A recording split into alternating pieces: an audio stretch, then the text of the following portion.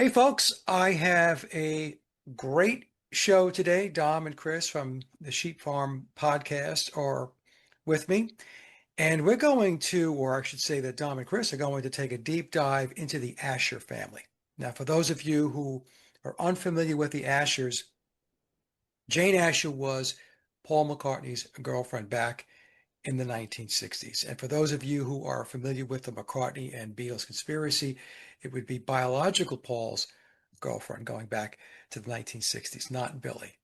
Okay, so Dom and Chris, just a little background as to why you decided to jump into the Ashes. Why did you decide to take a look at them? It's not a bad term, jump into the ashes. Especially for where we all are at the moment.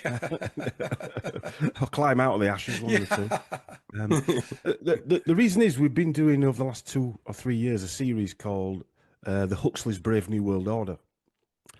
So we've covered quite a lot of characters within the Huxley family. We've done the genealogy of Aldous Huxley and a lot of the other characters. We did 3 episodes of George Orwell, did his genealogy as well, and all the people that surrounded him. And because they were on the Beatles album, or sorry, Aldous Huxley was on the Beatles album, I thought, shall I do some research on every single individual who was on that album? And then I got to thinking, maybe I need to do everyone who was actually in the periphery of the Beatles as well. I never Yeah. thought I'd be doing Beatles research, by the way. Oh, welcome to the club. I'm sure you've heard that before.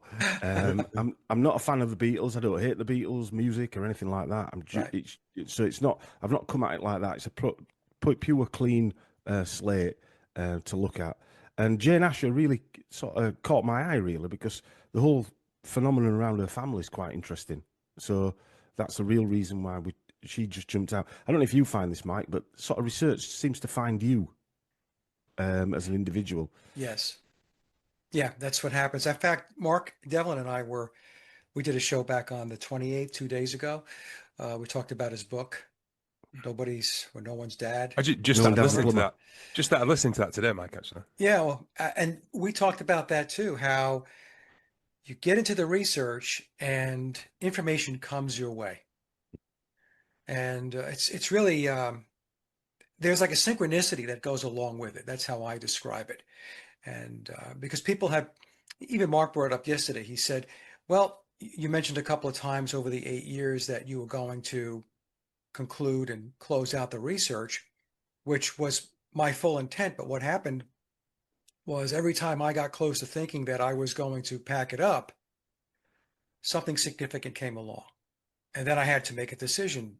All right, do I really close the door on this thing, or do I take a dive into this and take a look at where this goes? So, and that's how it works. And for those who are not familiar with research, that's how it works. Mm. So, It's a little bit like writing a song, really, or a poem or something like that. You get inspired by something probably that isn't that tangible to most people, right. um, and it just takes you in that direction, doesn't it? Yeah, I think exactly. I think we found as well, Dom, didn't we, that the Huxleys, along with the Beatles stuff that you do, Mike, it tied into a lot of the social engineering stuff, obviously, and it all just came into one. It all just turns into one big mass of social Yeah. engineering, really, doesn't it? I think we're up to about 20 odd hours of the. I think this will be the 10th episode. This Ashes to Ashes one. That yeah. So we're up to about 20 hours of. I've done them in a documentary format. The Huxley Brave New World Order. Okay. We did quite a lot on the Doors as well, which seemed to link. It's very similar to the Beatles. Yeah, the Social door. engineering. I call what I call that doors. The Doors of Deception, because Yeah. obviously the Doors were named after Aldous Huxley's book. But I'm just writing another one actually called The Doors of Conception, which is about all their genealogy. What I found is John Densmore goes back to ancient Vikings and Welsh royalty. Hmm. I know it's not surprising anymore, but and Jim Morrison goes all the way back through the Sinclair or Sanclair family, which they wrote the Scottish Rites of Freemasonry, and emanates from Vikings, ancient Viking kings, that were called basically the lizard kings. Really? Yeah, Well, you know, Tom, ancient. that's all coincidence, though. Yeah.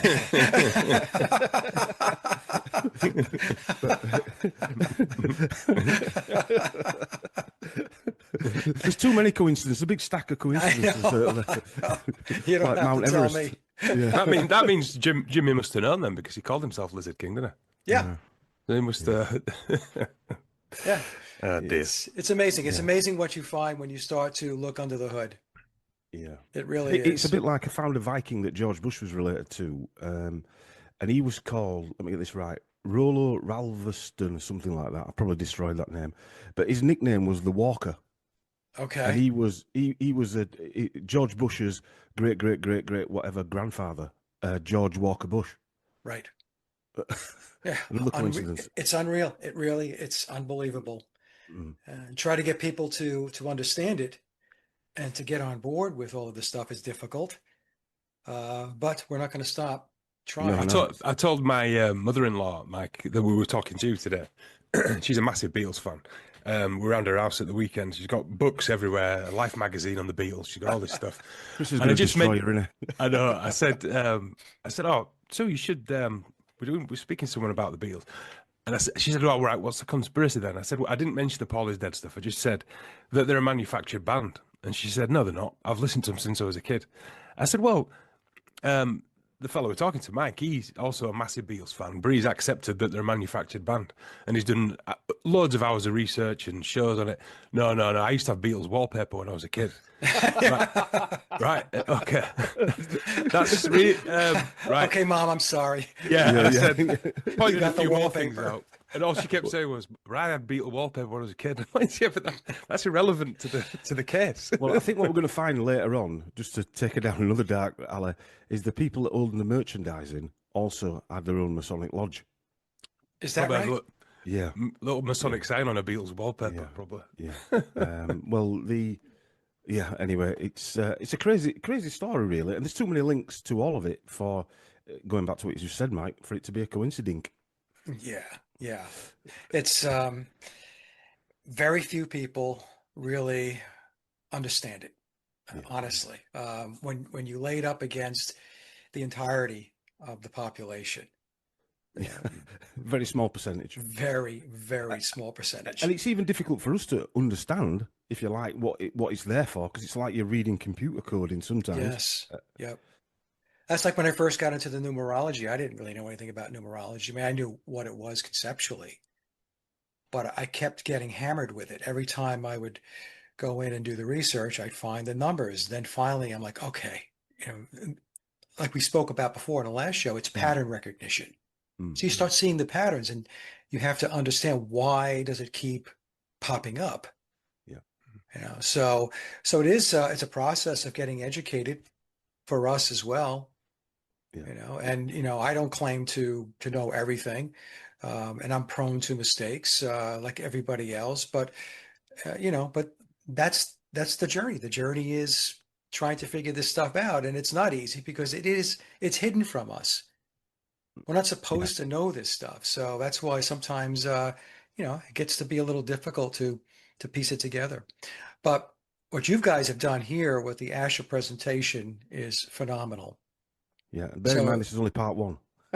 well, when you're ready with part 2, 3, 4, 5, 6, 7, 8, 9, and 10, Yeah. just let me know, and we'll do this show, because I find this stuff personally, I find it fascinating. So do I. Yeah. That's the bottom line, isn't it, Mike? It's fascinating. It is. It's fascinating. So, what I'm going to do, Dom, if this is okay, I will bring up your charts, and you just tell me when to stick on a chart and when to move to the next chart, if that's okay. Yeah.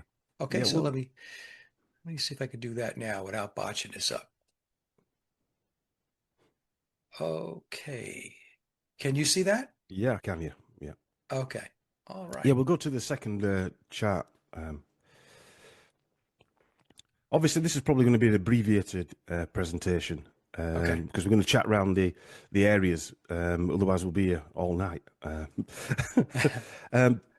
just want to reiterate that I'm open to constructive criticism. I always am, but it has to be constructive. It's not, ah, you're wrong because of X, Y, Z. Come up with, you need to tell me why this angle's not quite right for you. I'm always open to updating any sort of research. It'd be sort of some sort of alternative peer review, wouldn't it? I suppose. Yeah. We're all amateurs, really, at the end of the day.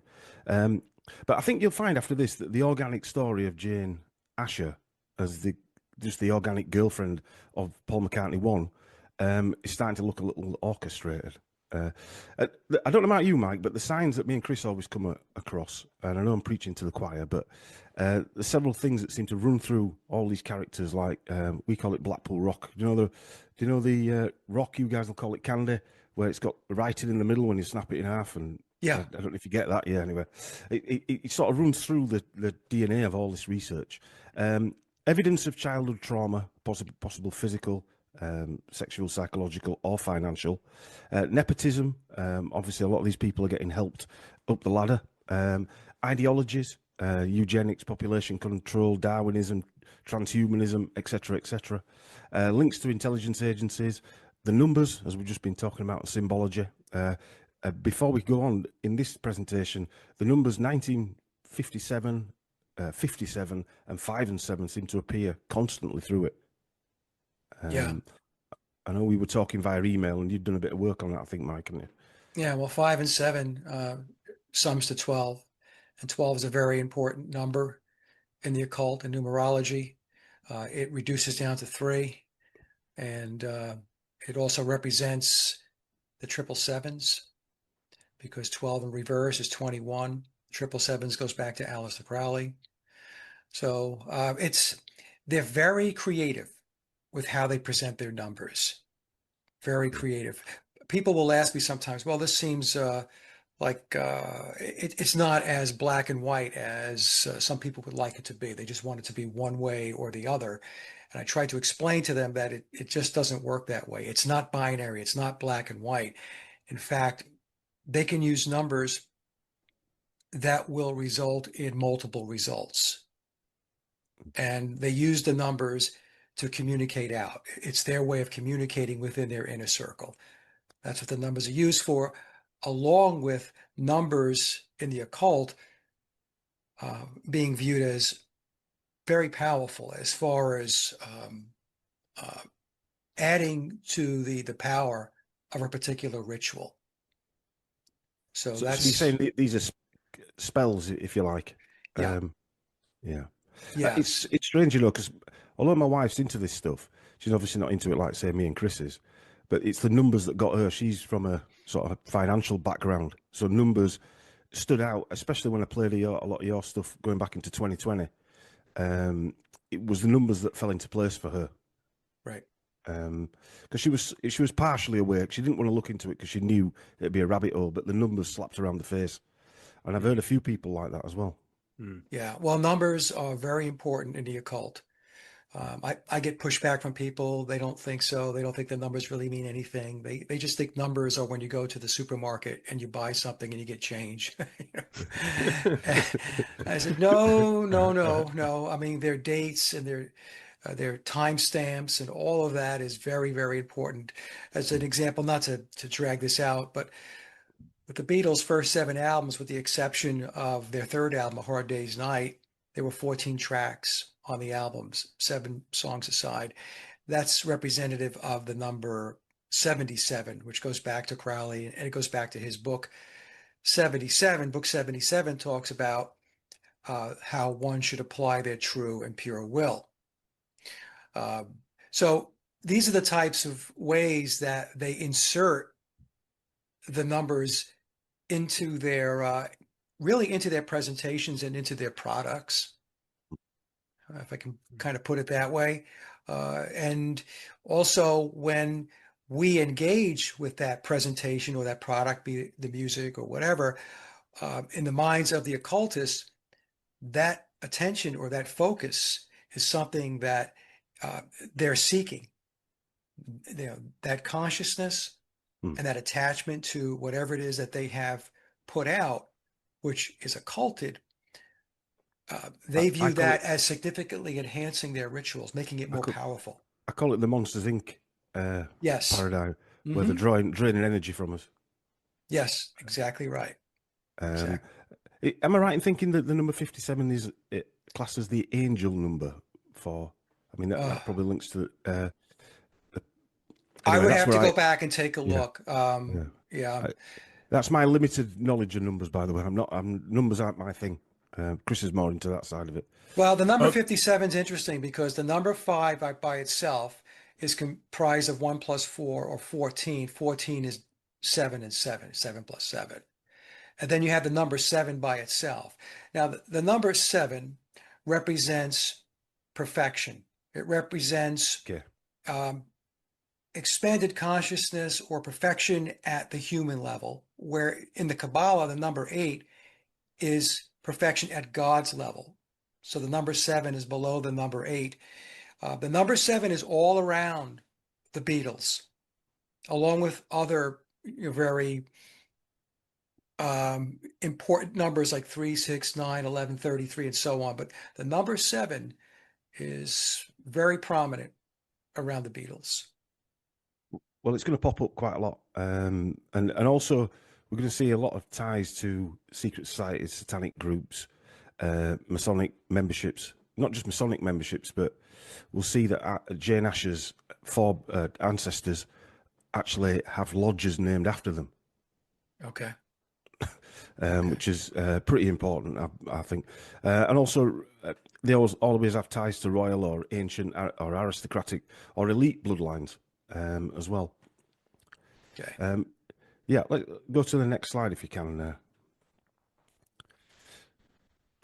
Now, this is sort of troubling, as I would say. The Asher Elliot bloodline has all them points that we just mentioned. You know, all the 7 points there, the links that normally appear. Maybe some people have got one or two of them. The Bush family have them all, and the Johnsons have Boris Johnson's family have them all as well. Some kind of trauma, etc. I think over the years I've heard you mention that the Beatles are steeped in Masonic symbolism. Certainly, when I've watched a lot of your presentations, you've spoken about it. And Jane Asher and her family, the Elliot family mainly, are also steeped in Masonic connections and symbolism as well. Do you think these people are sort of tagged and followed from birth, Mike? It seems that way to me. Or to me, Yeah, Chris. I'm of the opinion that those that have these bloodlines are tapped early on and they are positioned for positions of influence as they make their way into adulthood, even starting as a child. So I mentioned this about Billy as well because Stacy traced his bloodline back to the Douglas Hamiltons and the Percy bloodline, Percy being his mother's bloodline. And was he tapped originally? Was he being groomed and handled to lead the Beatles? I don't know, but was he being groomed and handled to have a position of influence, an important position in society? I believe that to be true. So I don't think it would be any different for the Ashers, and the Ashers have a very, very close tie, as we all know, because we're doing this presentation into the Beatles. Some of the interesting stuff is Jane Asher. To me, she looked like one of those typical English roses type of thing. You'd expect her, if you went back in time, to be some kind of princess, if you like. And she looked, like Lady Diana. And she had red hair. Diana was the lady in red. And they both share the same bloodline to Christa Berg, who wrote the song, by the way, which is another one of those weird connections. And she also shares a common ancestor with the Huxleys, so back to King Edward III. So that's Okay. another tie in there. But she also shares that common ancestry with Lewis Carroll, who she played Alice in the film Looking Through Alice Through the Looking Glass, and she shares a common ancestor with Lewis Carroll or Charles Ludwig Dodgson. Now that's very interesting. And the Beatles themselves, Billy, Paul McCartney, and John Lennon talked a lot about how Lewis Carroll was a huge influence to them. Yeah, and I think Chris did some research on the director of that actual film, and there's some strange stories about that film, isn't there, Chris? About the Well, director, anyway. it just caught my attention. I just thought I'd look at the guy who directed this Through the Looking Glass for Jane Asher, Douglas Cleverdon, and he was a English radio producer and a bookseller and a publisher. Again, going back in time when the social engineers now are like film directors and music, you see publishing come up quite a lot and the art world. But he went to Oxford, and the one thing that stuck out the most, he was buried in Highgate Cemetery as well, which is quite a high up. You won't know that, my brain over here. It's quite a high up cemetery in London, in Highgate, and he was known to be associated with numerous leading cultural figures, and he set up a bookshop in Bristol. And this is what the interesting part was: the first book he published was a book of prints by Eric Gill, and Eric Gill, you probably don't know this, I might, but in the BBC in England, there's a series of statues outside the BBC offices, and they were done by Eric Gill. And then it came out that Eric Gill was actually done for being a paedophile. He apparently molested his 2 daughters and his dog. So there was quite an uproar, mainly during the nonsense, and people went and defamed and like, did they try to chisel it down? I think they tried to chisel it down. They cut it down with a still saw. They cut it down, right? A guy went down, yeah. A guy actually cut it down. They cut the whole thing down. The irony is, this week they've actually put it back and they've put a perspex cover around it. The BBC, who are known for all this type of nonsense going on. I didn't know that. I didn't know that either. Yeah. But he was also part of the Fabian Society. This guy, sculptor. This is Eric Gill, sculptor, letterer, typeface designer. He won loads of awards and accolades for typeface design. Which, again, going back to when he was around, which was 1882 to 1940. That would have been, making typeface would have been quite a big thing. Letterheads and things like that. He was a sculptor, letter cutter, typographer, designer, and printmaker. Greatest artist and craftsman, he was called. He was referred to as a genius. Then, like I said, he sexually abused his daughter and his dog, weirdly. Member of the Fabian Society, Third Order of St. Dominic, another club of that kind of thing. Created. Oh, this is the interesting bit. And I only found this out today. He created several war memorials all around England for the First World War, and most of those are obelisks. But then I read up, and one of them was in Trumpington. Now, Mike, you won't know this, but I live in Trumpington, and I know where the obelisk is. It's just about 3 minutes from my house. I mean, I live in Cambridge in England, and Trumpington's a small village just south of Cambridge. Yeah, so I read that today and nearly fell off my chair. So what we're basically saying there is the guy that made the film that Jane Asher was in, that was originally written by one of her cousins, if you like, Lewis Carroll, was best friends with this guy who was putting obelisks up and down the country. And doing sculptures for the BBC. And also, Mike, BBC is 322 backwards. Yeah. And he went to school with... another guy he met at Oxford, who was another poet, writer, broadcaster, poet laureate. I didn't even know what that meant. It's laureate. Laureate, sorry. Yeah, it means he'd been appointed by the monarch. So this other guy, his other friend, this John Bettengerman is called. He was taught by T.S. Eliot. Went to the Dragon School in Oxford. Was also taught by what we're going to C.S. Lewis. Yeah, what we're going to find is that T.S. Eliot is a uncle of a relation of Jane Asher. Is that right? Yeah, that's right. Yeah. Okay. Yeah. Okay. Margaret Elliott's one of his cousins. Yeah. Well, one thing I did find, and I'll just mention this quick because it's kind of unrelated, but I'm going to use it. We'll use it in this Huxley stuff. Is his other friend Roger Fry was a painter and a critic, and he was part of the Bloomsbury group, and he was responsible for bringing modern art to England. Which, I mean, the influence of that to now, where the shite that we produce now labelled as modern art. And he started up a group called the Amiga Workshops. And it was a group that made these specific household items, carpets and rugs and pots and stuff, all just having the Amiga logo on there. I mean, I don't know what that means. Do you know what that means, Mike? And the address of it was 33 Fitzroy Square, London. That's where they operated from. Of course it was. Just as a side mention. But we'll go into that a bit more in this next Well, he couple. was with the Fabian Society, you said, right? Yeah, the Eric Gill, the Yeah. paedophile sculptor, yeah. And the sculptures, sorry, Mike, that are on the BBC, I had a look at them. I didn't realise there were three. And basically, the first one, the main one that I think that got cut down, it's of a bearded man to look like Jesus, I suppose. But he's holding a little kid, a naked kid, and he's got a flute, which made me think of Pied Piper. And Pan, then yeah. yeah, Pan. In every sculpture, there's a naked child or a naked boy, and a pan, a flute, and this is in the BBC, leading everyone astray. It's Or just another down, coincidence, Chris. just another coincidence.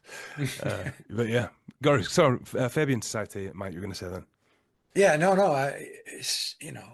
Every time we go through this stuff, when I talk to you guys, I talk to Mark, I talk to myself. We always, there's always this attachment to secret societies and symbols and these relationships connected to people that you would never think that that they're connected to. It's always that story, always. Well, Aldous Huxley's family were the part of the co-founders of the Fabian Society. So it's Full circle. I didn't know that. yeah, Okay. part of the family that they were married into, the Wedgwoods. Okay.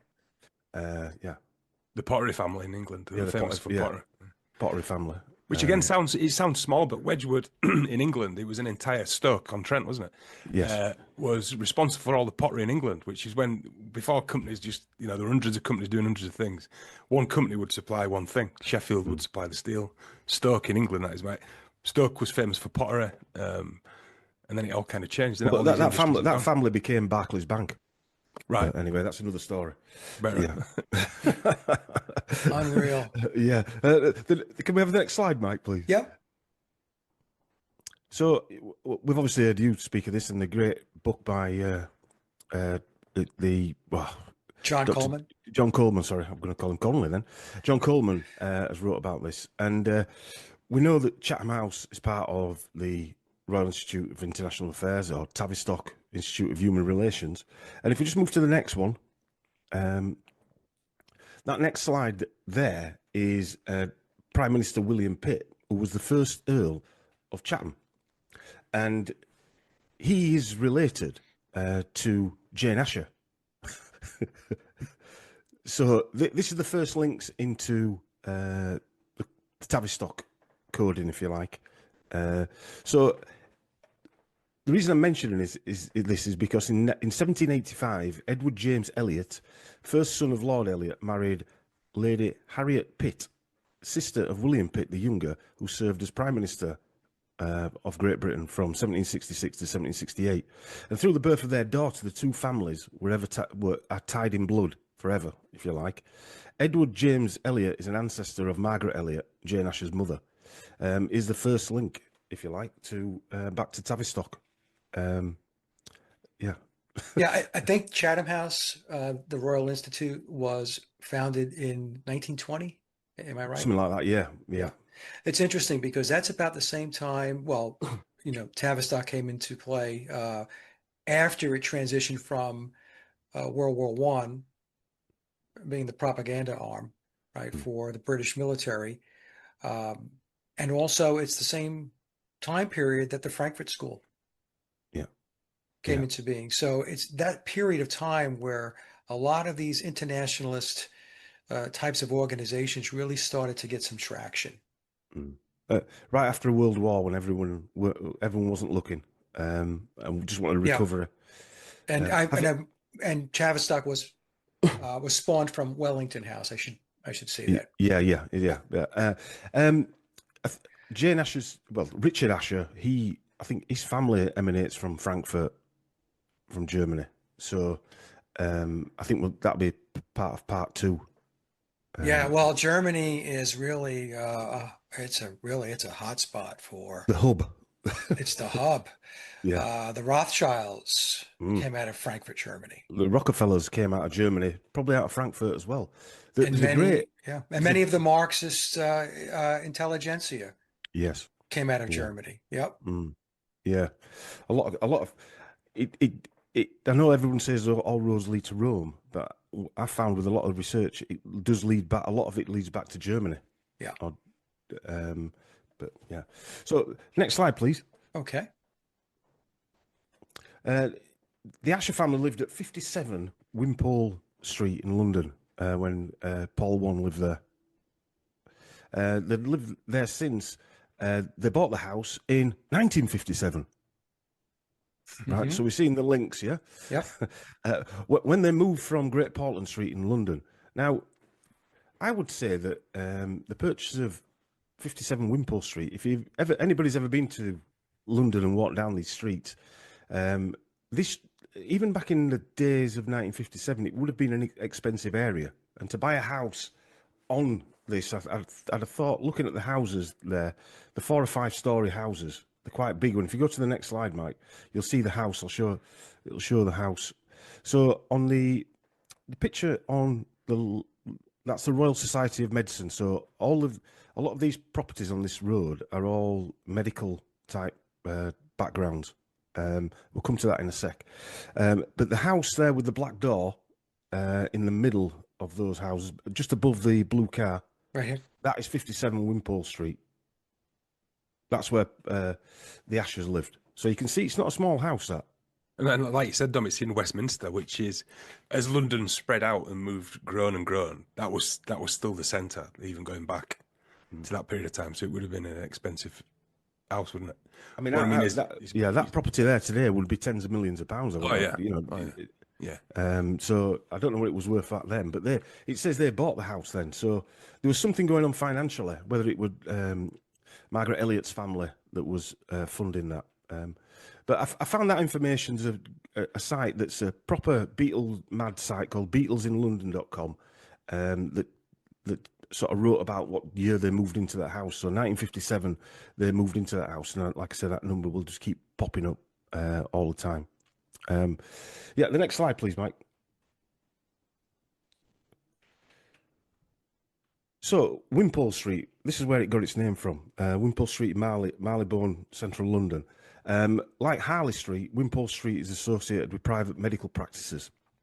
The actual name Wimpole comes from the Wimpole estate in Cambridgeshire, near where Chris lives. I've actually been there. I've been to that estate and had a look round the ground. I mean, it'd be interesting to go there now, maybe with a camera and take some pictures. Yeah. In the 18th century, it was the seat of the Harley family, who developed all the Harley Street, Wimpole Street. They also developed several other streets. I think were Oxford Street and Cambridge Street as well, that they actually built and developed. The Wimpole estate sits in the National Trust. It's about 3,000 acres. The Wimpole, it's listed in the Domesday Book in 1086. And yeah, so that if we go to the next slide, we'll just go into a little bit of the Harley family. Go on, Chris. Also, Dom, on the map, if you look at where that estate is, it's next to a village called Orwell. Another coincidence. I just thought I'd mention, because we were discussing it today, and we thought maybe, I know there's a river Orwell, but I think that goes through Oxford. But there's actually a town called Orwell, little village called Orwell. It's got Orwell Church, Orwell this, Orwell that, all inside of it. Yeah. We will find probably in the next episode that we'll show Jane Asher's genealogy with a direct ancestor to. They actually share an ancestor back to Edward III with George Orwell. It's the Earl of Westmoreland, and up in the north of England. So the next slide this is the Harley family, and this is called the Harleian manuscripts after the family. And it's a collection of 7,660 manuscripts, including 2,200 illuminated manuscripts and 14,000 legal documents. And it's part of the Harleian Library, known as the Harley Collection, one of the closed collections, which I believe means you can't see it. Closed collection, yeah. Harley's also a 33 in numerology. Okay.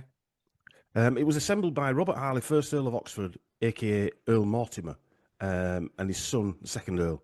And it was paid. It was bought in 1753 by the British government for £10,000, which I did some rough calculations, and that works. And somebody might correct me on this, but it works out. If they were buying it today, it'd be about £280 million. Wow.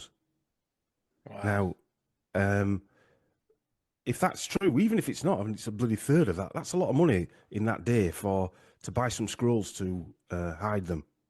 I would say I'd so. love- I'd love to know what's in the scrolls there. So they come from, they're ancient scrolls from Western Europe, Britain, several Byzantine manuscripts in Greek and other languages, the Harleian genealogies of Old Welsh genealogies that are preserved at the British Library. They also feature Welsh royal families, which will show that Jane Asher is related to these royal families as well. Again, going back to the coincidence side, there's too much for it to be a coincidence. It has to be orchestrated in some way, doesn't it? It has Yeah, to if be. you have one situation or two situations, you can say, okay, it's coincidence.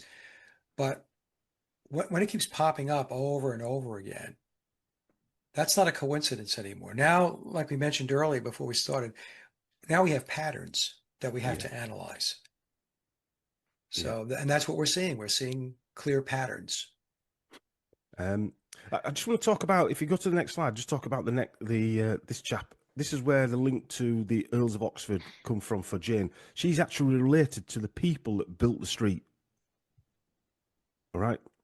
So, so that's the reason I'm pointing out Wimpole Street, because the Earls of Oxford, who at the time were the Harley family. Before the Harley family, the earldom was held by the House of De Vere, or the De Vere family, or De Vere, whichever one you want to call it. And they were the first Earls of Oxford, and they weren't just Masons; they had their own Masonic lodge in Nottingham. Those Masonic Harleian manuscripts that also featured ancient Welsh royal, we'll see that Jane's a descendant of them guys.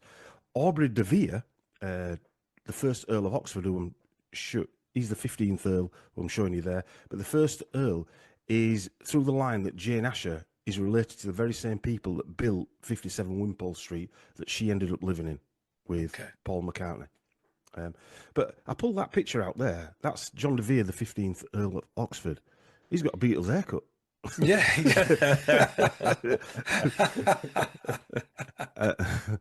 And that's Jane's 15th, I think, 11th great grandfather. Unbelievable. Yeah. So the De Vere family, or that De Vere there, was the esquire to the body of the funeral of Henry VII in 1509. Which is quite an important role when a royal family member's died. He was basically guarding the body, and he was appointed Earl of Oxford and appointed a knight as well for doing these things. And he was the Lord Chamberlain for life, made another Knight of the Garter in 1527. So this guy's got quite a lot of noble orders after him. And he was there at a peace meeting between the King of France and King Henry VIII as well. Okay. That was called the Field of Cloth of Gold. Yeah. I mean, this is classic blue blood stuff, right? Yeah, I would say so. Yeah. But is it interesting? I mean, again, I find I'm just sad, but I find it interesting that why isn't anybody speaking that Jane Asher was living in a house with Paul McCartney, and it was built by her forebears? Why isn't that a news story? Why? Why not? Because they didn't want anybody to know. Yeah. All of this stuff, as far as their bloodlines, they really do try to camouflage it as much as they possibly can. Right? Yeah. How was Jane Asher is portrayed to us as what? A pretty redhead actress. That was it. I mean, before you guys introduced me to her background, I knew nothing about her connections. Yeah, neither did I. Like yourself, when you start researching this stuff, you don't know what you're going to uncover, do you? You lift the manual cover up, and you don't really know what's in there. But yeah, let's go to this next story about Wimpole Street. The Wimpole Street fire. It killed. Sorry, it. 10th of November 1935. I know. 10th of November 1935 at 6:30 a.m. there was a fire at 27 Wimpole Street where 5 people died. The fire was the catalyst to the UK's first emergency number that came into being on the 1st of July, 1937. The number was 999. So what, that was used as an excuse to come up with the emergency 999 That was number? part of, that was part, there was an act made of Parliament or something like that. It was spoken about. And this fire was brought into it. Right, which is it's like when there's always a shenanigans behind the thing, isn't there? When they bring in a new law or a new, yeah. Interesting. So, and everybody should know, 27 is 9. Triple nines is 27. That's 9. Triple sixes is 18. That's 9. Okay. And I mentioned 5 before, right? 5, 630. 630, yeah. Yeah. 6 plus 3 is 9. Yeah. And 5 is, 1 plus 4, 77. So these are all occulted numbers, all of it. At 10th of November, yeah, that's when the date were brought on at 6:30 a.m. Oh no, that's what the fire was. The 1st of July, 1937. That's when it was brought in. But yeah, I thought that was quite interesting. That was very interesting. Yeah. The next slide, please, Mike. A lot of things happening on Wimpole Street. So yeah, the Barretts of Wimpole Street, one of the most famous residents after the Ashes and Paul McCartney, associated with I'll get my teeth in, Wimpole Street, was the poet Elizabeth Barrett, who lived at 50 Wimpole Street with her family. And in 1846, she eloped with Robert Browning, a famous English poet and playwright. He was noted for irony and characterization, so he was quite famous in his time. I mean, these are big things in the mid-1800s when you're a playwright and things like that. That's like going to the cinema or listening to a podcast or watching the news on TV. That's where people went, isn't it, to communicate things. But there are Beatles connections to this couple, by the way, which we're going to come on to in a bit. The street became famous based on a play of their courtship by Rudolf Wilhelm Bezier, who's a German guy, called The Barretts of Wimpole Street, which was written and released the play in 1930. He was friends with H.G. Wells, and H.G. Wells was mentored by Thomas Huxley, who was Aldous Huxley's grandfather, and H.G. Wells mentored Aldous Huxley. So, yeah. The play was about Elizabeth Barrett, whose father kept her a virtual prisoner in the house for most of her life. There were also 2 movies based on the story. The first one released on the 14th of September 1934. The second movie was released 17th of January 1957. The same year the Ashes moved into Wimpole Street. Just noting as well, Ed, on the director of the first one, Sidney Franklin. Right, go on. Sidney Franklin School. Oh, yeah. That could be an actual coincidence as well. Yeah, could be an actual coincidence. The movie plot: the disabled Elizabeth Barrett, adult daughter of Edward Moulton Barrett of Wimpole Street, and she has an intense interest in poetry. However, she lives under the obsessive rule of her father, who in fact shows clear incestuous tendencies towards her and discourages close contact with any males. When poet Robert Browning enters her life, matters are brought to a head through the intervention of Browning coming into her life, basically. In 1957, the film had a stellar cast, and the father was played by Sir John Gielgud, playing the incestuous Edward Moulton Barrett. And John Gielgud, it was one of the videos I wanted to play, Mike, that obviously when I was trying to set it up at my end, it didn't quite come off, but Sir Julian Huxley made a eugenics film in, let me get the year right, 1937, I think it was. And he talked about John Gielgud. Can you remember, Chris? Yeah. In that, where he was doing the genealogy, saying these people he was showing the family lines of why these people basically rise to the top in acting, set design, costume design, and basically all these families were all related to each other, and John Gielgud was one of them, ironically. We're basically describing the whole entertainment industry from costume designer to set designer to actor. They all had to be intelligentsia, basically, didn't they? They had to be well bred. They had to be good breeding, basically, to be able to do that job. Yeah. The next slide, please. This is where it links directly into the Beatles. So, John and Yoko were big fans, apparently, of Elizabeth Barrett and Robert Browning. I don't know if they were big fans prior. Well, it has to be after McCartney lived there. I would have thought, because he didn't meet Yoko until after McCartney lived there, the first McCartney anyway. So the song "Grow Old with Me" is apparently one of the final songs. I mean, you'll know this, Mike. I don't know.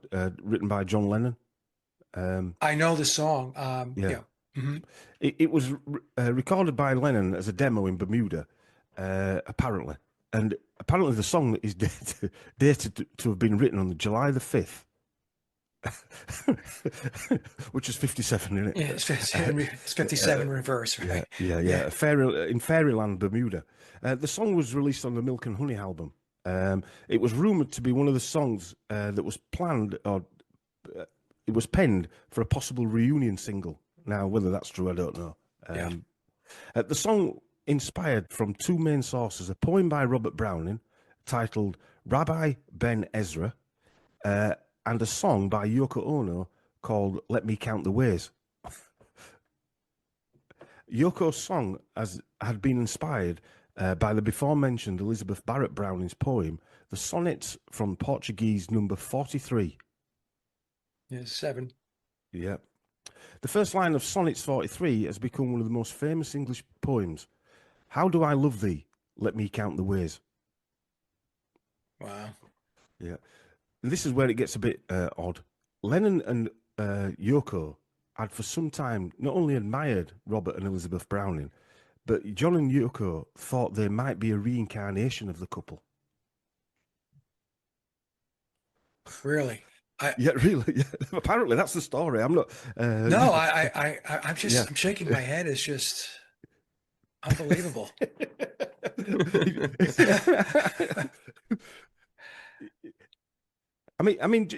all right. To like the poetry, I can understand that. Maybe write a song about that. Blah blah blah. But to think you're a reincarnation of everything that's gone on Wimpole Street with his friend Paul McCartney, etc., etc. Yeah, Makes you wonder what's really going on there. What was there before Wimpole Street? Doesn't it? Yeah, Just as a energetically. just as a side note, there's a new John and Oko film coming out called One to One. I heard about it. Yeah. Tethered to the only full length concert that John Lennon performed outside of the Beatles. They're keeping it alive, aren't they, Mike? Well, they're going to keep doing it because, as I mentioned so many years ago, and there's going to be a ticker tape parade. In fact, the ticker tape parade is well underway. They're going to try to keep the Beatles alive and well in public awareness as much as they possibly can. And they are succeeding because it's everywhere. I mean, the ticker tape parade really started in 2009. That's when it really got legs, and it's been going strong now for since 2009. Was that 16 years?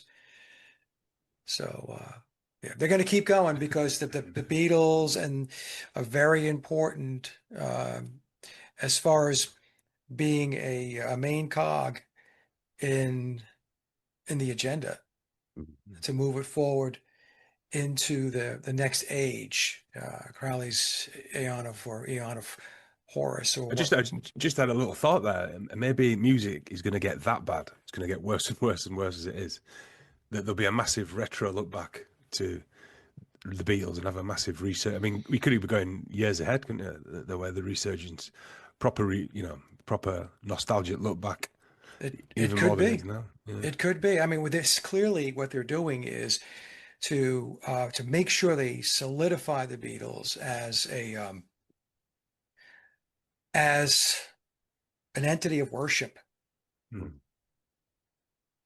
And so that's, like I said, that's been well on its way for a long time. But I pegged 2009 as to when they really put the pedal to the metal. They stepped on the gas and they started turning out all kinds of stuff like Rock Band, the Beatles Rock Band.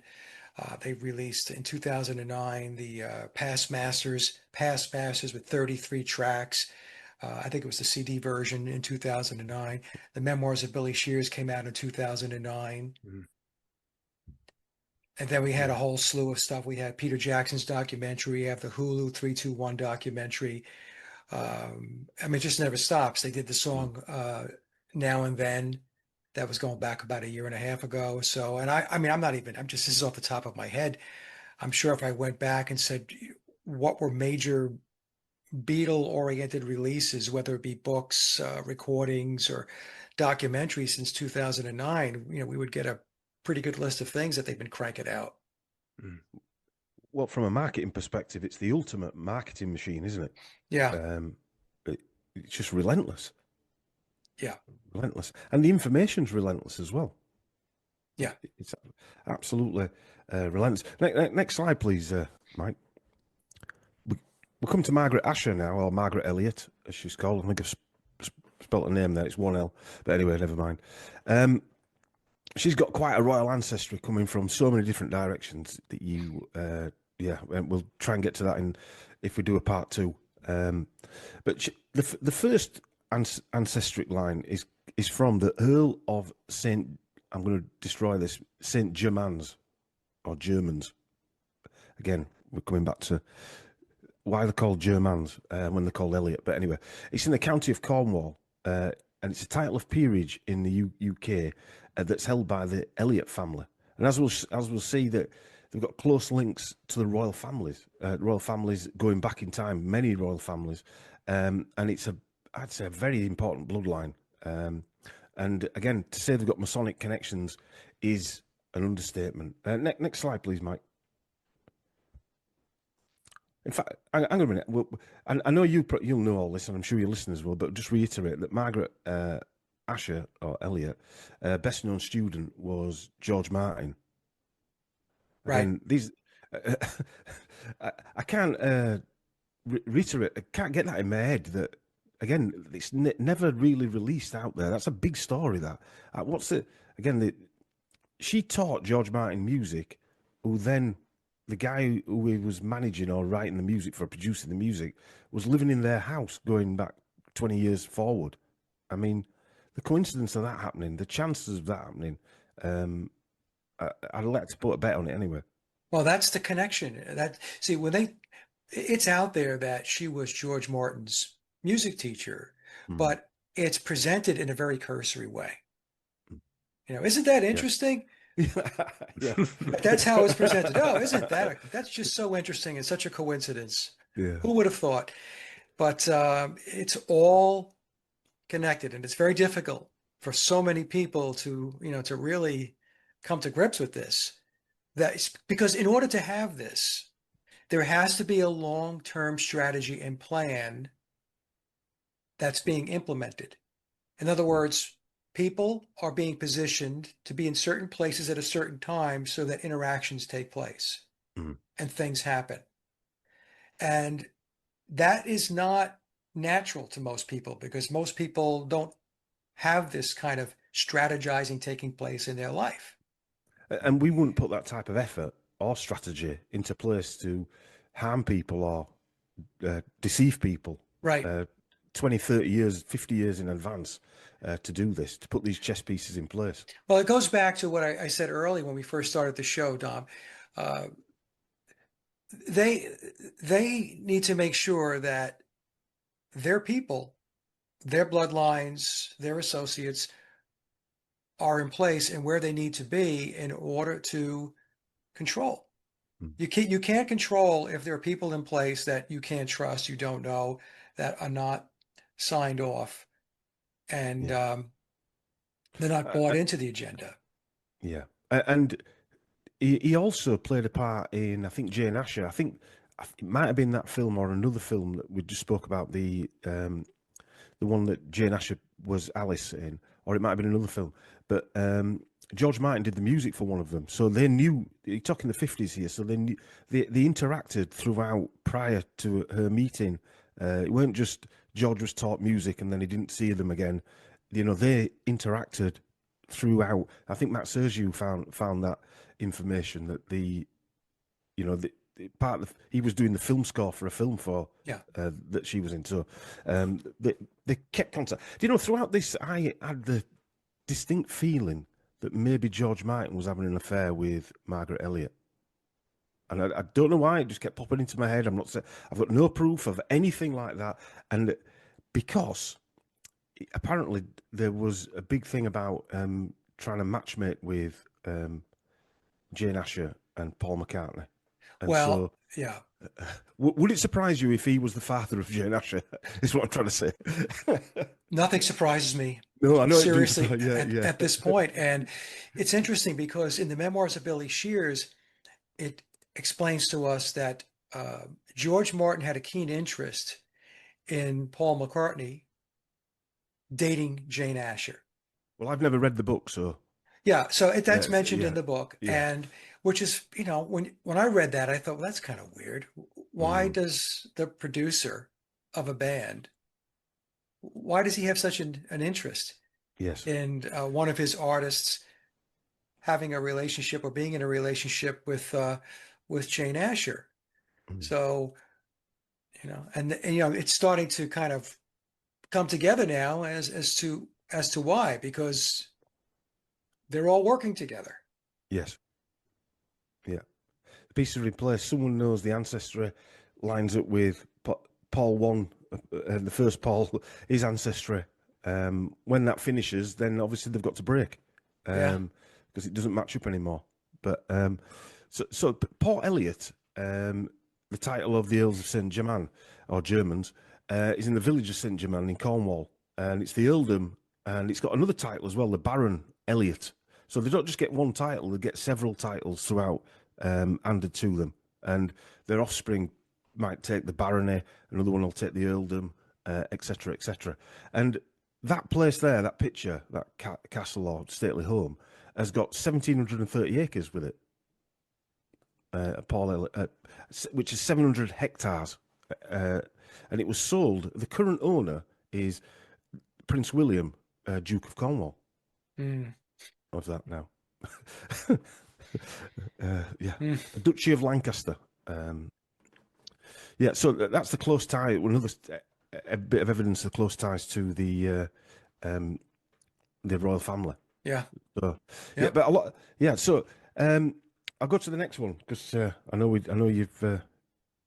So this is T.S. Eliot, and they're related to a lot of these famous business people, the Eliot family. So they've got a Canadian angle, they've got the US angle, they've also got a European angle as well.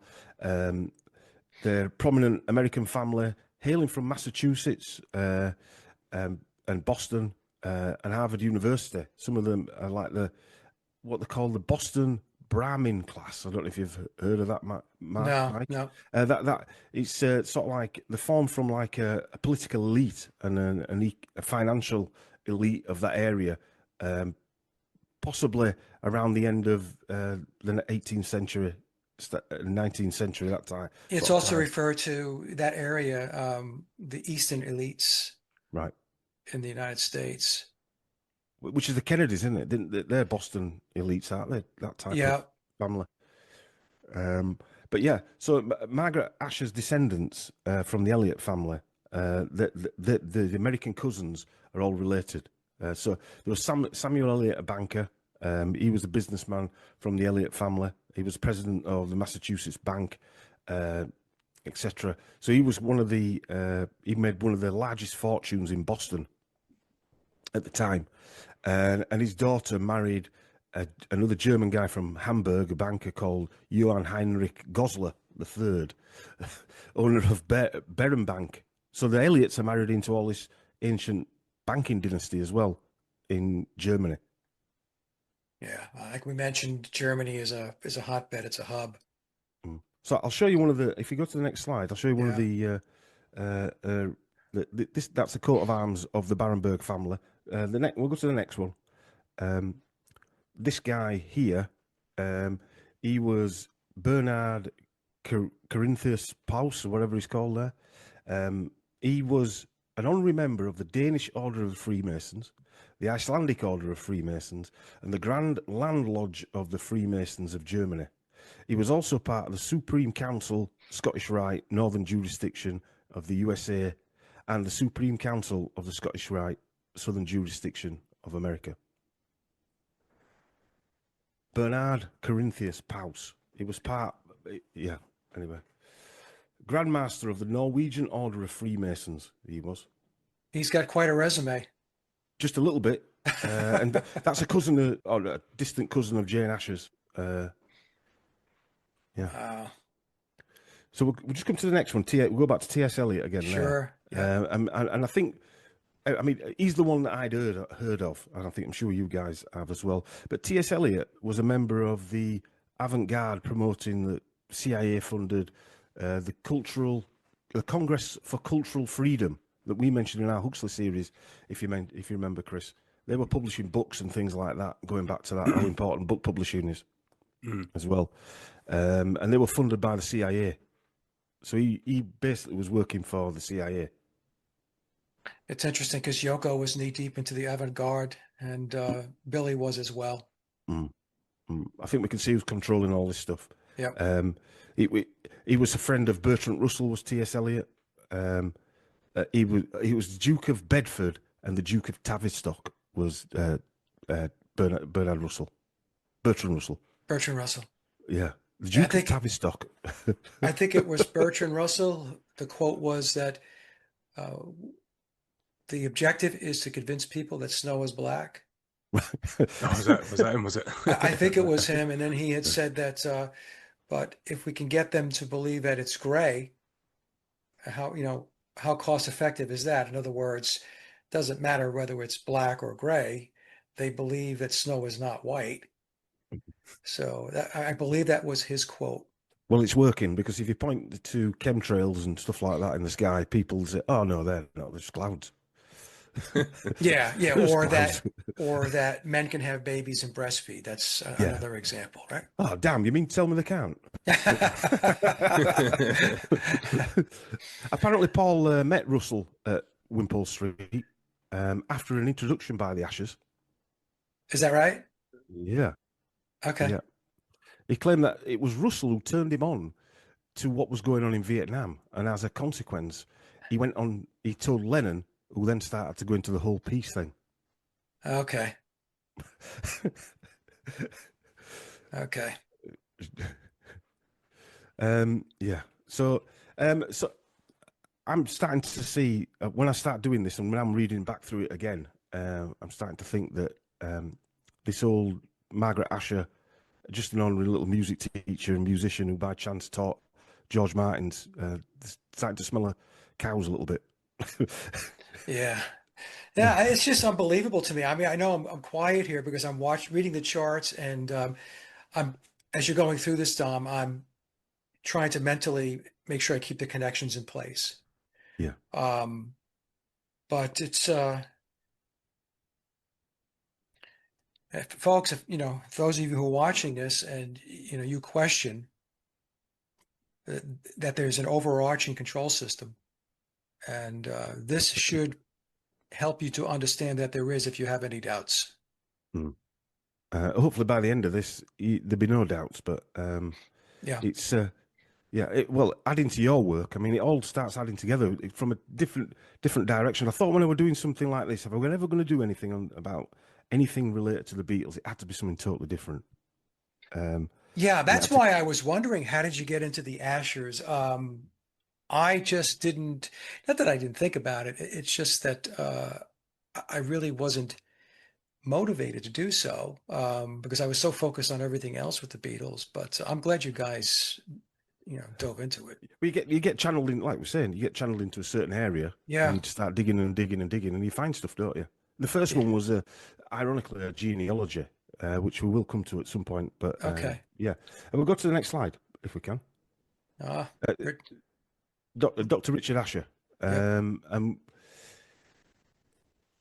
lot's been said about Dr. Richard Asher and his death and things like that, and it was an odd, the strange death. We'll come to that in a sec. I know people will not already know about it. Some of this stuff I understand that people will have already read about and looked into. Hopefully, you're finding some new stuff as well.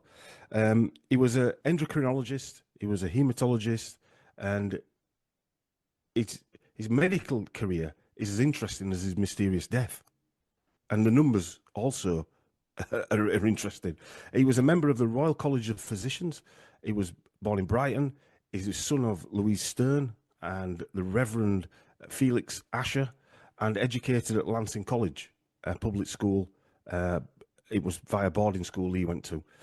Dr. Richard Asher was a consultant in mental diseases, which is a bit, I always found a bit strange, because an endocrinologist and a hematologist got nothing to do with mental behaviour. So how he's gone into that side of it, I don't know. And he is portrayed as some kind of expert in mental illness as well. As well as being a broadcaster. He said he was a broadcaster. I never found anything that he'd broadcast anything. I didn't know that. No, I didn't either. He was an author of notable medical articles. Yeah, I've got plenty of them. He was also a senior physician responsible for the mental observation ward at the Central Middlesex Hospital. Now, Matt Sergio, we're going to do a bit of a collab because he's found some interesting stuff that links it sort of like, it looks like the British arm of MK Ultra. I was just going to say, yeah. It's Yeah. ringing bells in it, yeah. Yeah. One of the people that were born at this hospital around about the time when he worked there was a guy called Patrick McKay, who was a British serial killer. I found that I haven't looked into that side of it, but again, if they're doing things that we think they're doing at these places, and they're churning out babies that have been anyway programmed. Well, when the time is right, let me know, and I'll tell you a little story that's, again, in memoirs, that tells us about how Richard Asher was applying hypnosis to Paul McCartney. Right, yeah. Well, we'll come When down to we the get there. hypnosis part, and then you that story there. Okay. We have some evidence that Dr. Richard Asher and other colleagues were part of Tavistock. I think we've seen that here. That's where I think we've seen with this. He came up and described and named Munchausen syndrome. I don't know if you heard about that. It's basically a fictitious disorder that is. So it's a bit like being a hypochondriac, but you're acting out the part that you're ill in depth with, like, validation, and you're looking for sympathy. And it was named after Baron Munchausen, fictional German nobleman, created by Rudolf Erich Rasp, who also wrote a treatise on Bishop Thomas Percy. I hope that everyone's listening to these names, because Percy is related to the Percy family. So he named Munchausen syndrome, a fictitious disorder where people think they're sick, right, after Baron Munchausen, that was written by a guy who also wrote about the Percy family. Yeah.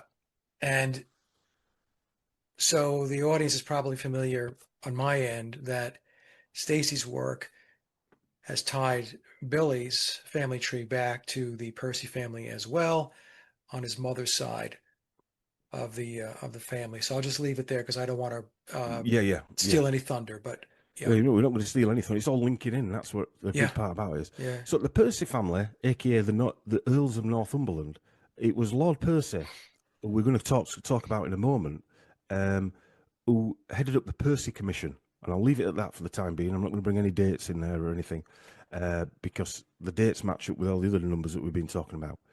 So the difference between hypochondriacs and people with Munchausen syndrome is that people with Munchausen syndrome may be skilled at deceiving medical professionals, while people with hypochondria may be resistant to reassurance and may, I'm reading this out by the way, may continue to worry about their health despite medical reassurance. That's the two differences.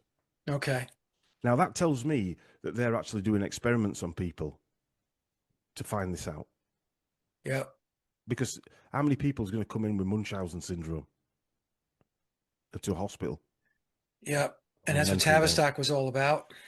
Yeah. Which, if you wind that onto 2020 and how many people became hypochondriacs? So this is your sort of your expertise, this, Mike, isn't it? This next bit.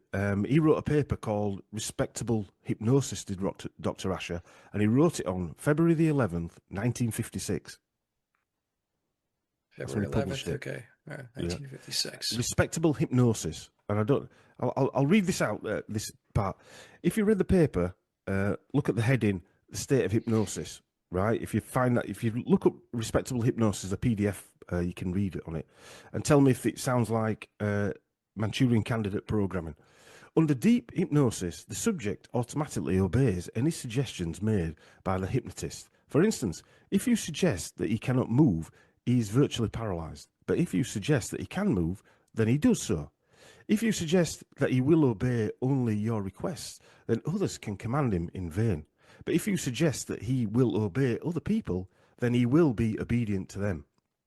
Those phenomena, which can be induced under deep hypnosis, include paralysis, rigidity, anesthesia, automatic obedience, delusions, post-hypnotic suggestion, and post-hypnotic amnesia. So he wrote this paper, and that's a section of that paper that out of it, and you've probably heard that before. Yeah, I have a copy of the paper. Now, let me just explain. As you mentioned, Dom, I do have some expertise in this area. I was a bit. I was a certified master hypnotherapist. I was 12 years of private practice, and I was also an instructor for almost a decade. What he just discussed there can only happen, those types of results can only happen after repetitive sessions. In other words, somebody's got to be in a program. Because if you just bring somebody in for hypnosis and you put them into trance for an hour and a half, you typically cannot make somebody do something that they don't want to do. Their subconscious mind will cut it off and say, no, I'm not going to do that. In fact, we used to always say, people would ask me, they'd say, they'd find out that I was a hypnotherapist and they'd say, oh, are you going to make me bark like a dog? I said, not unless you want to. Yeah. So when he talks about these types of results in this paper, they will only obey the person that the hypnotherapist tells them to obey. They will only do this. They will only do that. That tells me that this is somebody that is in a long-term program, which means to me, it's not just hypnosis that's taking place. So there could be electric shock, there could be sensory deprivation, there could be drugs involved. So if I had to take a guess, and again, to me, because of my experience, it's an educated guess, he's talking about the results of somebody being in a mind control program.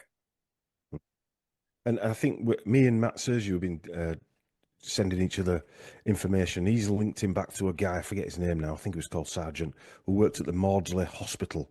The Maudsley Hospital in London was another mental institution. Actually, Boris Johnson's mother went there, didn't she, Chris? Yeah, I was thinking that, yeah. Yeah, and she was electrocuted and reprogrammed. Yeah. This is like the work of Ewan Cameron. Yes. Well, Dr. Sargent was friends with Ewan Cameron. That's the link. Yeah. Yeah. Yep. And he was a mentor. He was a mentor to Asher. Yeah.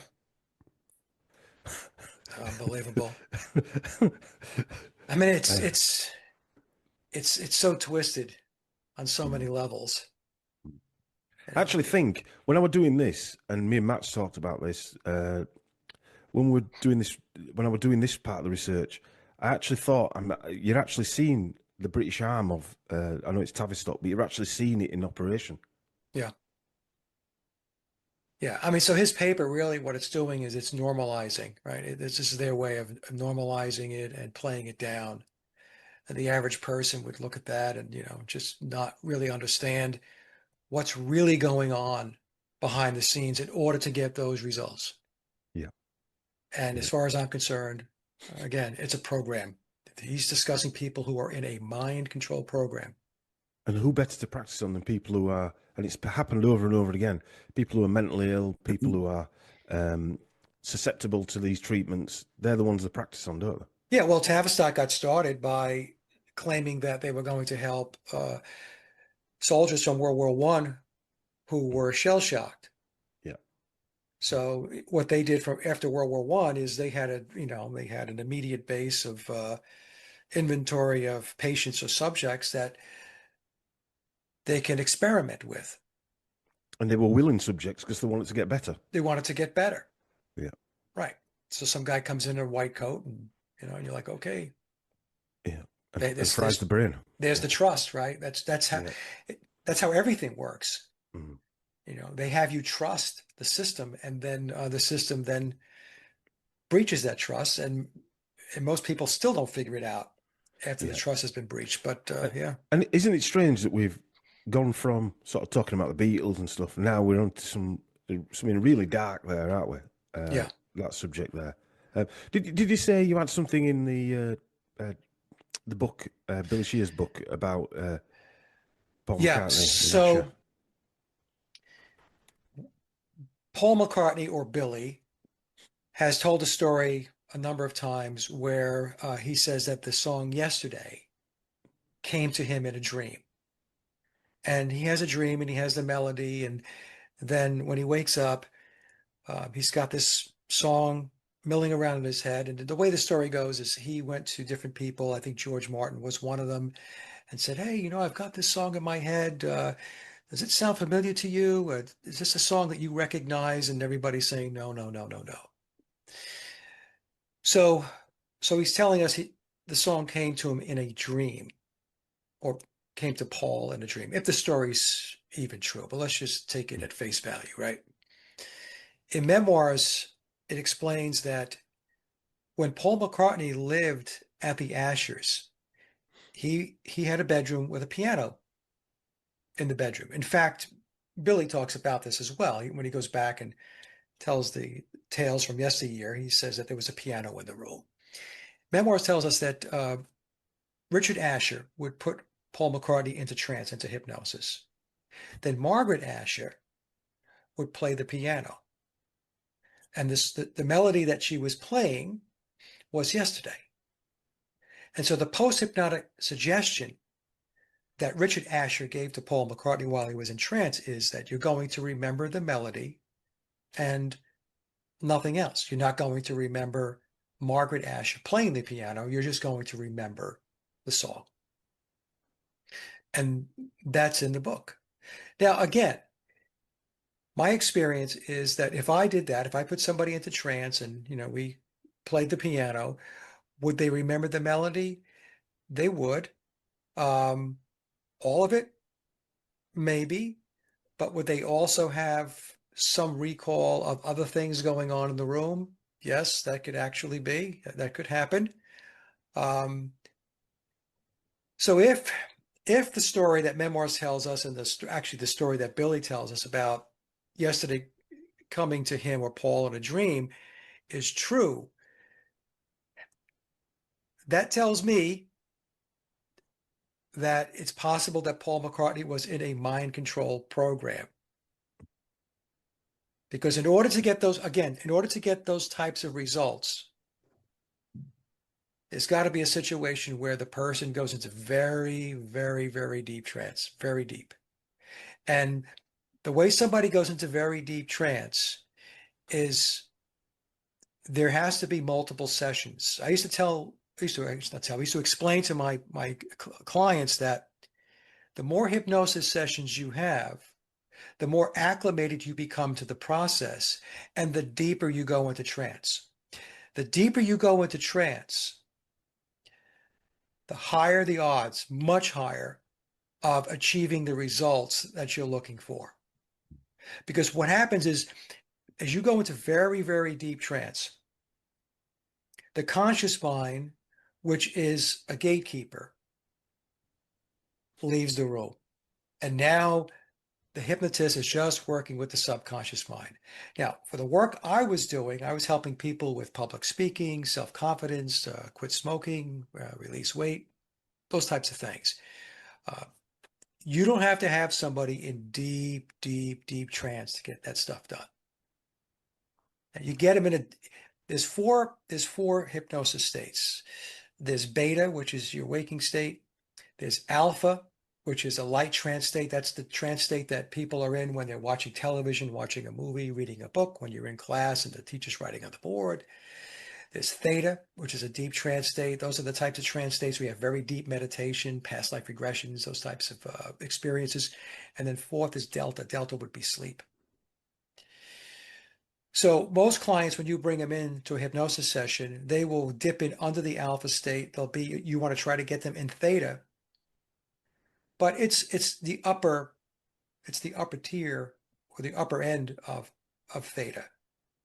But to get somebody into such a deep state, there has to be multiple sessions, and they have to be uh, a good subject for trance. Some people are just not good subjects or clients to put into trance.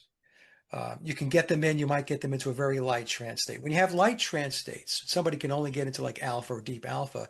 You have to have multiple sessions in order to try to get the client to realize their objectives. In other words, they want to lose weight, quit smoking, stop vaping, be a better public speaker, and so on.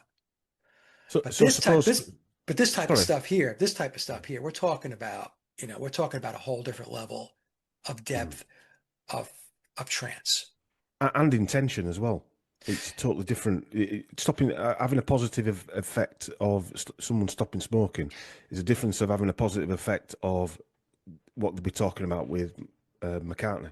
Yeah, and a big piece of it, Dom, is trust, right? So when people came to see me, one of the things that you do when you pre-talk is to build a rapport with your client so that they trust you, that you're going to guide them through this process and they're going to get help. In this case here, Paul McCartney, in all likelihood, he had total trust in the Yeah, ashes. or he was. I mean, Dr. Asher was a mental doctor, so he will have access to drugs and things like that as well. That's what I was saying before about a Yeah. possible mind control program. So if there were drugs involved, obviously, that's Takes it to a different level. takes it When you to a when you different listen level. when you listen to them SRA survivors, satanic ritual abuse survivors, I've heard some of them say that it's the way they get them into it. It's methodical and technical. There's no adapting to each personality. It works immediately on everybody. Yeah. The system that they use, the torture and whatever systems they use, it just works. Yeah. So, Yeah. Well, that's because when people say mind control is hypnosis, hypnosis is mind control, I always correct them. I said, no, hypnosis is one of the tools in the toolbox of a mind control program. Because there could be physical and mental trauma, sensory deprivation, drugs, electric shock. All of these things come into play when you have a mind control program, because the objective is to totally break that person's mind down. I think it was you and Cameron called it pattern repattern. So now the Alice in Wonderland, Jane Asher in that film becomes more than just her acting in a film, doesn't it? It has to be. Yep. It gets, now you're leaning into you're leaning into a level now where you've peeled the outer layer off. And Alice in Wonderland is not just a kid's story anymore. Yeah, yeah. And it's not just luck that she's actually ends up acting in it. Yeah. I'm sure from that story you told us there, Mike, about yesterday, they can't have resisted putting some of the clues in that film they made yesterday, where the guy that went into a different reality. Yeah. I did a video on that. Yeah. And that was clearly, that movie was clearly depicting the Beatles and Paul McCartney being replaced. Yeah. I haven't watched it, but I will watch it. Yeah, it makes you wonder. I watched it. Yeah, it was okay. But you have to go in with an understanding of the conspiracy, because once you understand the conspiracy, even at a pretty basic level, you can understand what it is that they were depicting in that movie. The guy that went into a different reality and was playing the Beatles songs, he was Billy. So anyway. Yeah. Richard Curtis made that, no? Richard Curtis. Yeah. Next slide. Let's talk about Dr. Asher a little bit. I didn't want to spend too much time on him, but he's a fascinating subject, to be honest with you. His family's fascinated as well. He actually went missing a few years before he actually turned up dead in his cellar. He went missing around about 1963, 64 as well, it was around about the time that McCartney had moved in, and apparently went missing because of all the people queuing up outside the house, all that nonsense. It sounds like a nonsense story, to be honest with you, and Yeah. it stressed him out that much. But it also coincided with him leaving his job. So he left his job at the hospital. He suddenly gave up his job at the hospital. He was sort of kicked out, apparently, and he started working from home because he had his doctor's practice at home as well. Yeah, so in the press, his son Peter, who McCartney apparently wrote a song for, didn't he? I mean, anyway, he said that it was because of the stress of McCartney living there. Bit of retraining. Yeah, retraining. So he left home. Left his job at the hospital to spend more time at home programming the McCartney one. It was the precursor to working from home. Yeah. So He was a trendsetter. yeah, yeah. So yeah. Anyway, that's that bit. I don't really want to jump into too much of that story. But when he died, he went missing, and then they found him a week later in the basement. And the basement is where, again, that's got connotations as well, hasn't it? Because Alice in Wonderland was down in a rabbit hole, if you like, in the basement, and he was apparently taught. Was he taught piano in one of the rooms in the basement, or he did something in the basement? McCartney, I'm sure. I don't know. I know that Yeah. the piano bit in the bedroom. I don't know about the Yeah, basement. there was something in the basement that he did as well. But again, So yeah, he went missing for 5 days, right? Is that the story? Like that's the story. Yeah, and they found him yeah. in the basement. Mm. So nobody bothered to look in the basement Yeah, for nobody bothered 5 to look in the days. basement. Yeah, for 5 days. Yeah, Yeah, that story makes absolutely no age sense 50, whatsoever. age 57. 57 years old. There's the Yeah, 5 and a 7 again. Yeah. On the 27th, on 25th of April, which is 7 and 5 again. No, 7 and 4. Sorry. Yeah. Anyway, so I find this a bit hard to believe, where the journalists were insinuating that he was not happy about his children and what they've been up to, and that's why he committed suicide. I think you could read into that he probably knew a little bit more or a little too much, and he was suicided. That could be. Or he got to a point where he had self-reflection about perhaps what the entire family was involved in. That could be It reminds too. me of the other MK Ultra story. Was it the American Olson? Was it Lieutenant Olson who Yeah. accidentally flew out of a window? Yeah. They dosed him with LSD. Maybe he got too panicky and had to be Yeah. let go, so to speak. Yeah, they said either he was on a trip or somebody flung him off the balcony. Yeah. Yeah, I think think family still trying to sue. I think apparently, Mike. yeah, it was probably them throwing him off the balcony. But there's a book written after his death. The next slide, if you want, Mike. I'll jump forward onto this. This was written by a lot of his peers, if you like, about 4 or 5 years after he died in 1972, called Dr. Asher Talking Sense. So it's all about they basically printed his papers and given like a synopsis of his work. And I've actually got that book. I mean, it's not an interesting book to read, but the people who were doing the forwards and stuff like that are the interesting part. Forward was written by a guy called Max Leonard Rosenheim, or Baron Rosenheim, KBE, who was knighted as well, and he's a British physician, born in Germany. He's from Würzburg, Germany. That's where his family's from. Yeah, and he was in the Royal Army Medical Corps in 1941. So he was part of the in World War II Allied land forces. The other one is Sir Francis Avery Jones, a Welsh physician. So all these people working with him, as you can see, another one, Sir Francis Fraser. He was good friends with Abraham Flexner, who worked for the Rockefellers. Blah blah blah. The Flexner Report is a world famous Flexner Report that basically changed medicine. He actually did a talk for Flexner he was part of the Flexner Report. Was this guy who was one of Richard Asher's friends? Yeah. Do we need to say any more? No, it's just unbelievable. Yeah, this is where it gets really interesting. The next one, if that wasn't interesting enough, right? So,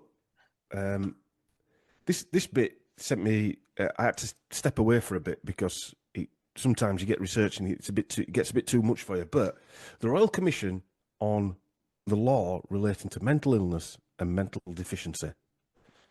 It was started in 19.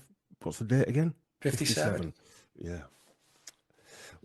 When Stacey did her presentation for her research on your show, showing the Scottish lineage, she mentioned the Percy family and the Earls of Northumberland, and they've popped up during this research as well. Firstly, through the Royal Commission for the Law and Mental Illness and Mental Deficiency, it was set up to review the existing framework or governing detention and care of people with mental illness.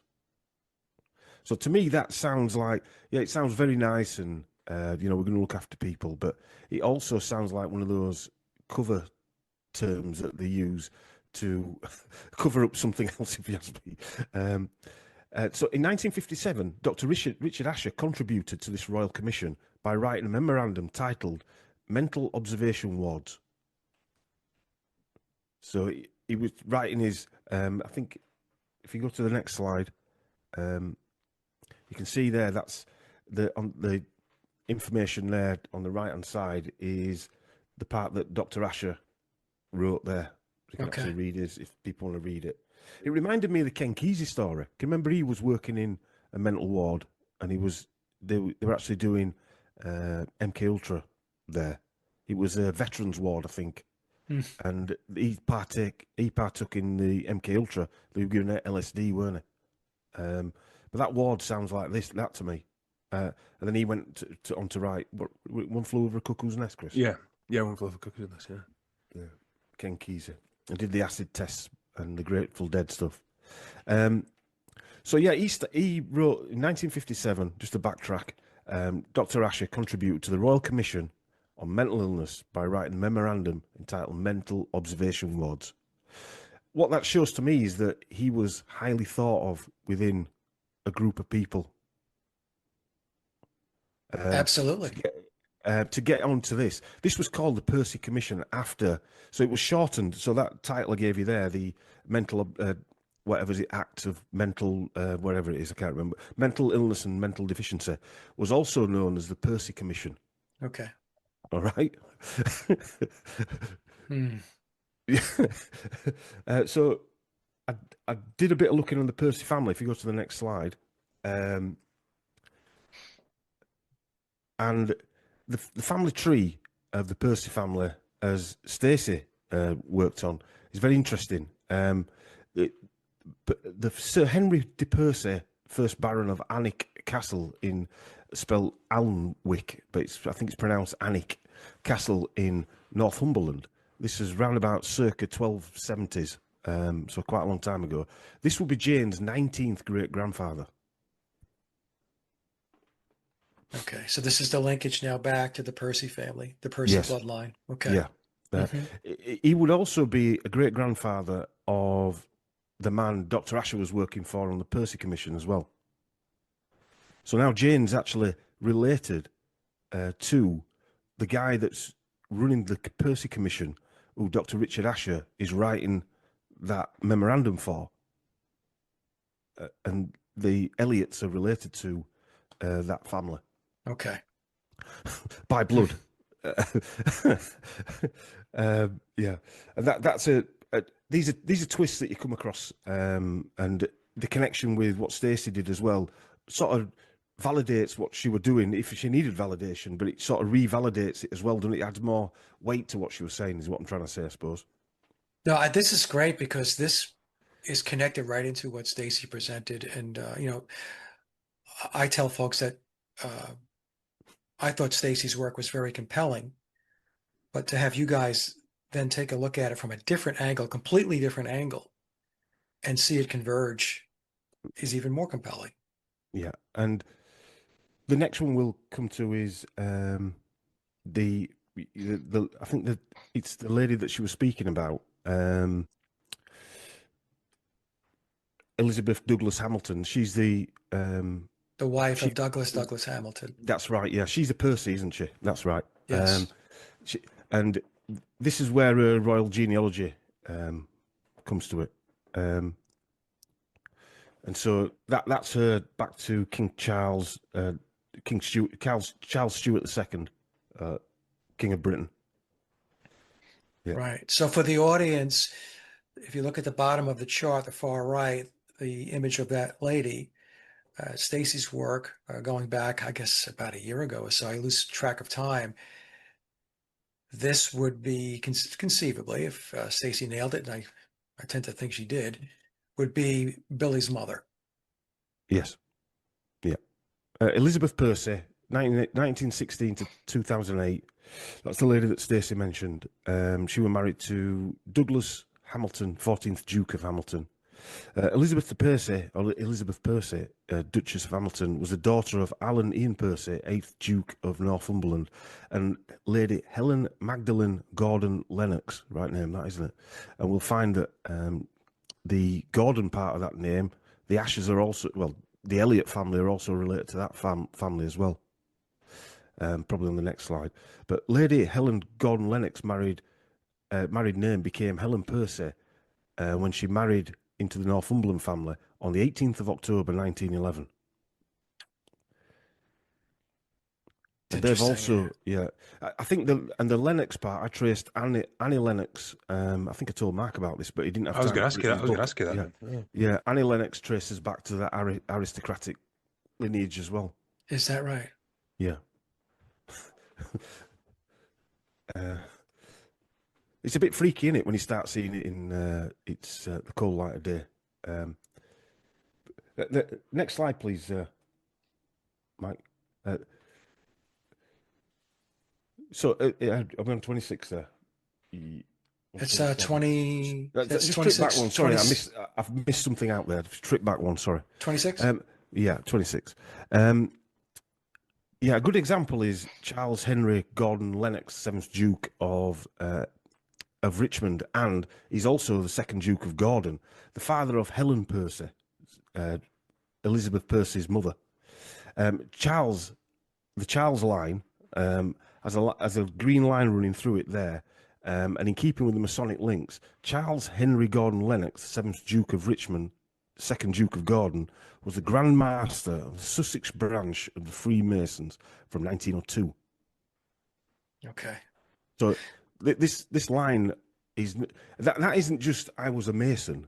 The Grand Master of the Sussex branch is, I would have envisaged with my limited Masonic knowledge, is pretty high up. It's just Sussex is a county, it's not a town, is it? And what's also interesting is we have Alan Ian Percy and Lady Helen Magdalen Percy. That's right. Yeah. That would be Elizabeth's mother and father, right? Yes. So Billy has the song Helen Wheels. Right. Who's writing this script? Someone is. Like I said earlier, we talked about how, the planning and the strategy to place people in certain positions at certain times and places it's really extraordinary. And again, if you're watching this and you think it's a coincidence, I just click the off button, go find something else to do. Yeah. Because this is not coincidence. No. In that image there, that's a line back from the Percy family, back from the Ashers actually. Jane Asher, she's related. You can see there the line from Jane Asher through the Elliots all the way down to Sir Henry de Percy. That's one of the sort of gene lines that I put together, showing that they are actually directly related. And then the next one shows Elizabeth's royal connections. And I'm not going to read them all out because she's related to all them royal family members there. Elizabeth all the way down. All the way down. Elizabeth is all the way down to King Fulk, King of Jerusalem. Okay. And I'm not even. Is it Charlemagne? Charlemagne. I always get grief for. It's my Yorkshire English accent, but yeah, there's a lot of royal family members there. And I think I heard you and Mark talking about We have on your we have the podcast. Townsends, or is that related to the Townsends, or like Pete? Pete Townsend might be. Oops, sorry. I just saw that and I was wondering about that as well. I've not looked into anybody from there, but Pete Townsend or any of them guys. Yeah, I was just wondering. But we came back with the John Lennon. He's related to the Fleetwood family, and there's an area near Blackpool in England that's called Fleetwood that was named after their barons. So John Lennon, part of his did his genealogy before Christmas, and he's related to the ancient kings of Wales. But then we got on to Mick Fleetwood, and Mick Fleetwood his father was the wing commander for NATO. But anyway, we're going down a different road there. So John Lennon, and you're saying that John Lennon and Mick Fleetwood have could possibly have possibly, yes. Yeah. Okay. Possibly, but anyway. So yeah, next slide. We'll go on to this one. Otherwise, the Sinclair bloodline. Elizabeth Percy also descends from the Sinclair bloodline. I mentioned it earlier. They were the builders of the Roslin Chapel that featured in the film with Tom Hanks in, etc. And the Sinclairs are the ones that descend from King Robert of Scotland and Robert the Bruce and all these other people, famous people. And they were Knights Templar, the Sinclairs. And they were part of the writing of the Scottish Rites of Freemasonry. William Sinclair of Roslin was the first Grand Master Mason of Scotland. And these are direct bloodlines. Trudeau's a direct bloodline of this family, this side as well. Okay, so the Percys, yeah, they're swimming in blue blood. These people aren't just they own a castle. You know, these people are high up there. I mean, the Sinclairs. He was the first Grand Mason of Scotland. He was elected to the Grand Lodge of Scotland and wrote the Sinclair Charters in 1601, and which documents the statements that were made to the operative Masons of Scotland and has conferred upon the family of the Sinclairs of Roslin. Anyway, it's part of the Scottish Rites. They basically wrote it.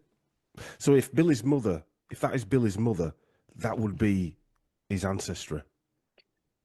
It would also explain all of his allegiance and his ties back to Scotland. Yeah. Right, the song Mull of Kintyre. Yeah.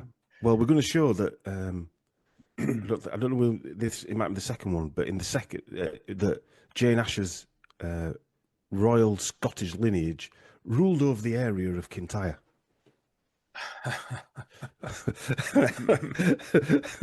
Oh my God, you cannot make this stuff up. That freaked me out, I've got to say. It freaks me out. So we'll just go to the next slide there. The Percy Lodge.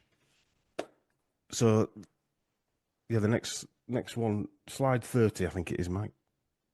Yeah, there you go. 1427. Make of that number what you want. So this is the Percy Lodge. It was, again, it's the Percy Lodge. It's their lodge. Yeah. The Percy family, they're not just Masons, they have their own lodge. Number 1407. So Lord Percy was the provincial Grand Master of the province of Northumberland, who was initiated into Freemasonry as Lord Warkworth, named after Warkworth Castle. The Percy held other aristocratic titles as well. He was initiated into the Apollo University Lodge, number 357 in Oxford, on the 12th of February 1866, along with Prince Albert Edward, the future King of England. Secondly, here's some Masonic terminology I got from their actual website. It states that Lord Warkworth was passed on the 9th of March and raised on the 24th of April the same year. He was what? Passed. I'm presuming that means there was an initiation. Okay. Yeah, that he moved from being whatever, a normal human through to reincarnation as Thirdly, Lord Warkworth became a joining member of the Westminster and Keystone Lodge number 10 in London in 1867, where he served as Worshipful Master. And fourthly, in 1886, Lord Warkworth joined Alnwick Lodge in number 1167 Lodge, that is, where he served as Worshipful Master as well there. Remember, he lived at Alnwick Castle, so Alnwick Lodge would be another one of his lodges. Okay. I haven't finished there. Lord Warkworth, this would be, who did I say this was in relation to Elizabeth? I think this was her great-grandfather, is it? Or uncle? Anyway, this is a direct descendant of Elizabeth. Lord Warkworth would be the Grand Master from Provincial Grand Master and the Senior Grand Warden of the United Grand Lodge of England. That is the highest echelon you can actually get to. Yeah. This is impressive, Dom. It's scary if you ask me. It's impressively scary. This is very, very good. It's a lot of work. What I want to bear in mind is that these people who own this lodge, or lodgers as he's there, they were the ones that Dr. Richard Asher wrote that memorandum for in 1957, the Percy Commission. When you put all this on top of that now, you start seeing who is he working for, or was he working for, and whose path did he cross to end up in his cellar? Yeah. Yep. But yeah, anyway. Are you all right for time, Mike? Or Yeah, go ahead, go ahead. You know what? Let's go. Let's push it to 45 more minutes, 3:30. Yeah. If we go to the cast of characters, I think that's the next one down there. I've added Jane Asher to that one. You put this together, I think, didn't you? I put this together based upon Stacy's work, because she had all these different cast members, and I was trying to make sense out of them. So I put this chart together as an immediate circle of family around Billy. So she had deducted that his real name is William Alfred Douglas Hamilton. His father was Douglas Hamilton, and his mother, as we have just discussed, was Elizabeth Ivy Percy, or Elizabeth Ivy Douglas Hamilton, when she married Douglas. And then below that, to the left, would be the Douglas Hamilton mother and or Douglas Hamilton's parents, or Billy's grandparents on his father's side, and then to the right would be his grandparents on his mother's side, on the Percy side. Yeah, well, Alexander Hamilton, the 10th Duke of Hamilton, became a Knight Garter, and he also held the office of Grand Master Mason of the Freemasons of Scotland as well. Yeah. And for the listeners out there, I can back this up. I mean, if you just go to Wikipedia and look this guy up, it tells you on his Wikipedia page he was the Grand Master of Freemasons of Scotland. Yeah. Hey, Billy, if you're listening to this, do us a favor. Just do a little masterful speaking and let us know if we're on the right track here.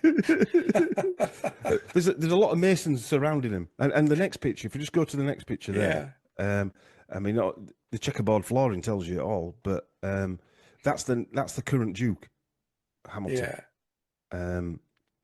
That would be a nephew of Billy's, I would have thought. Yeah. But yeah. Okay. Yeah, there's the checkerboard floor. That's always a giveaway. Yeah. Yeah. The next slide, we'll come to the Earls of St. Germain as well, because I mentioned before that it's a right beard that guy's got on it. That these guys also had their own lodges, and so they've got Masonic connections. They're up to the necks in it, and that's Sir John Eliot, that the guy with the fancy beard. That's where they live. That's their coat of arms. I don't think you've got a coat of arms, have you, Mike? I know I haven't. Not that I'm aware of. I actually looked to see if I could find any evidence that Richard Asher was a Mason. I couldn't find any he was a. I couldn't find any evidence, but he was a. There's sort of like a medical Masonic lodge. It's called the Association of Medical, University, and Legal Lodges. He Called had to a be. MUL. He had Yeah, to be, Tom. In order to be where he was positioned, he had to be. He yeah. had to be Certainly, linked in. yeah. There was somewhere he had to be linked in. Let's Yeah. go to the next one. This will be the one that sort of like the finishing. The Elliot Lodge 1164. That is their lodge. That is Margaret Asher's family's lodge down in Okay. Cornwall. And that's from their either Facebook page or um, website page. Margaret Asher's family were Masons. The Elliot Lodge 1164. There's the numbers again. One had 4 is 5, one had 6 7. The Elliot Masonic Lodge is in St. Germain's Yeah. and was consecrated on the 12th of June 1867. And the first worshipful master was Lord Elliot, aka Edward Granville Elliot, 3rd Earl of St. Germain. He was the great grandfather times 3 of Jane Asher. Yeah. So 1164 is 12, 57 is 12, reduces down to 3. So we keep seeing the 12, 3 numbers crop up. MC Elliot, aka Montague Charles Elliot, the 8th Earl of St. Germain, a great uncle of Jane Asher's, who was the son of Lord Elliot. He'd be the 3rd great grandfather we just mentioned. He was the most recent worshipful master of the Elliot Lodge, and he was M.R.V. Elliot. I was struggling for the name, but they've shortened the names. That's what they do a lot of the time. They hide the names so you can't work it out, and it takes you a bit a while to unravel it all. Yeah, so there are quite a few of them that went on to become an old prestigious officers, like the Page of Honour to His Majesty the King George the Fourth between 1934 and 1940. That's a ceremonial position within the royal household, as well as being the worshipful master of the Elliot Lodge. They were also married into the Cornwallis family. I don't know if you remember the Cornwallis family. You know that Mel Gibson film? What was it called? Where the Patriot. The when they were fighting in the Revolution, when they were American Revolution, where they were fighting. Oh, yeah. I forgot yeah, the name of the movie. Yeah. is it called the Patriot? Yeah. Might be called the. And Yeah, it's he Patriot. he whistled his dogs, and the dogs came out that guy's fort. Well, that was General Cornwallis. They're actually Margaret Elliot is related directly to that guy who was in that castle, the real General Cornwallis. Okay. He would be one of his. The Sir Charles Cornwallis, aka Second Marquess Cornwallis. Yeah, and the Gordon family. So what we're finding now is, if we go to the next one, the Clan Gordon and Dukes of Gordon, these again are part of the Elliot family, and these are up to their necks in Masonic. I mean, if you look at just how that building's designed, I mean, in the right hand corner, is it the left hand corner looking at it? Right here? Yeah, It's like an owl. Yeah. Looking at owl's face with the ears at the top. Yeah. Yep, it looks like an crown. owl. Yeah. Got the ears up here, you got the eyes. Yeah. Some Well, work gone into that to make it That's like Gordon that. Castle, is that? In Morrisshire in Scotland, who were also Masons. Lady Louisa's brother was the General George Gordon, 5th Duke of Gordon. He was a Freemason and was Grand Master of the Grand Lodge of Scotland. The Grand Lodge of Ancient Free and Accepted Masons of Scotland, and it was the governing body of Freemasonry in Scotland. So these are grandparents of Jane Asher, great grandparents. Yeah. Wow, she has there's that many lodges. It's Scottish as well. They're the daddies, aren't they? Yeah, they're the daddies. I mean, her bloodline is unbelievable. It's off the charts. I don't know what you mean, mate. This just looks like mine and Dom's photo album, family photo album. She's saving it. Yeah. Yeah, but all of these. I mean, Clan Gordon. It was obviously an ancient Scottish clan as well. the chiefs of these were also marquesses and dukes and things like that as well. Just go to the next slide there. We'll go to the Cornwallis family. And that's the Cornwallis Lodge. And that's the General Cornwallis who was in the film The Patriot with the red coat on. And that's their lodge in Kent, in England. So how many lodges is that now that they actually have named after them that is directly linked to that Elliot family? I think there's about there's definitely 5. I was going to say 4 or 5 off the top of my head. In all the research I've done, I've never come across where so many people are surround them who are, have we, Chris, who are Masons. No, I've never seen that many far. So the Cornwallis family, he's one of the guys here. Let me find his name. Fiennes Stanley Wykeham Cornwallis, 1st Baron Cornwallis. He was a Conservative politician, great-great-grandson of the 5th Earl Cornwallis. The Stanley Wykeham Masonic Lodge, number 6599, was named for him. So 6599 is a representation of 119. Right. So he served as Provincial Grand Master of East Kent until his death in 1982. Yeah. That's the most recent one. Yeah. So, and it's a family that pass them down. And then the next one, if you want to go to the next one there, this one I found interesting. So that shows the actual website of Stanley Wykeham Lodge 6599, just as a bit of proof there that it does exist. He served as the United Grand Lodge of England, which is the governing Masonic lodge of all Freemasons in England and Wales, and the Commonwealth of Nations. So Fiennes Cornwallis was the Provisional Grand Master of Kent and the Grand Warden of that, what I've just mentioned there, Oogle or whatever it's called, the United Grand Lodge of England. And these are all... Go on, sorry. I was just, when you do this work, do you have a program? Life? Yeah.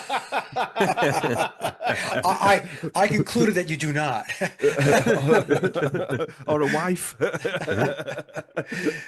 But how are you tracing this? Oh man, this one they all start out slightly different. Generally, Chris actually rattles my cage sometimes with some of the stuff. He's the sort of instigator that sort of throws a tidbit out, and I end up taking it. It's like throwing a bone to a dog. Yeah. And he calls me the Rain Man, Raymond Babbitt, Charlie Babbitt, the type of thing. But you never know how it's going to turn out, to be honest with you. What you tend to do is, like this one, I'll have you pull a thread away and see if there's anything there. This started out with Jane Asher's genealogy. And once you find her genealogy, then you can look at the individuals that are directly... I don't like looking at cousins that much. I like the direct line back to grandparents. Because, cousins are great, and you can start going into that afterwards. So these are direct lines to grandparents that are related to all these people. So then that leads you to this research, doesn't it? And, yeah. Mark asked me, how do you do that? And I don't know. Oh, I think information. I'm sorry, Dom, we lost your audio there for a second. We just... Oh, sorry. Yeah, is that it's better? okay. Yeah. And collating all this information together. But, there's a hell of a lot of information. Yeah. It's impressive. The only person that's I've found who does a similar sort of work is Matt Sergio of the Occult Beatles. Me and him bore Chris to death, I think, with emails. I should have Matt on the show. I was so knee deep in my own stuff that there's so many people I didn't speak to because of how buried I was with my own research. Yeah, but now you've come up for air. Yes, I have. Yeah, doing some hosting versus being the guest and running my mouth. So yeah. And life takes over, doesn't it? You're a grandparent. I'm a grandparent. It takes over sometimes. Yes. Other things become more important. We have to get there, but you reprioritize. Yeah. What's that story my son tells of my grandson, Chris? Oh, yeah, he's got a little grandkid, and his Dom's son said to me, he had his grandchild there, and he got his phone out. And he thought I was going to take a little photograph of his grandkid, and he aimed it up at Sky and went, "Look at them chemtrails up there." It's relentless, man. And I also know his wife's happy that he's in his basement doing his research. Like, Yeah. Yeah, she is. Let's go to the next slide. So this is that Grand Lodge of Ogle, just as I call it Ogle, but the Grand Lodge of England, which is that last guy, the Cornwallis guy. He was he headed that up. He was the deputy Grand Master, I think he was. Anyway, I've lost track myself. look at that weird coat of arms. I mean, I would say, judging by the hooves, that they're not Yeah. actually angels. You got the Ark of the Covenant above it too, right? Yeah, The Ark of the Covenant. Got the sun there. You've got blooming all sorts going on in that one. I mean, you could do a full show just on this. Coats of arms, Yeah. Not just on the the lodges that you sort of find. You could do shows just on that alone.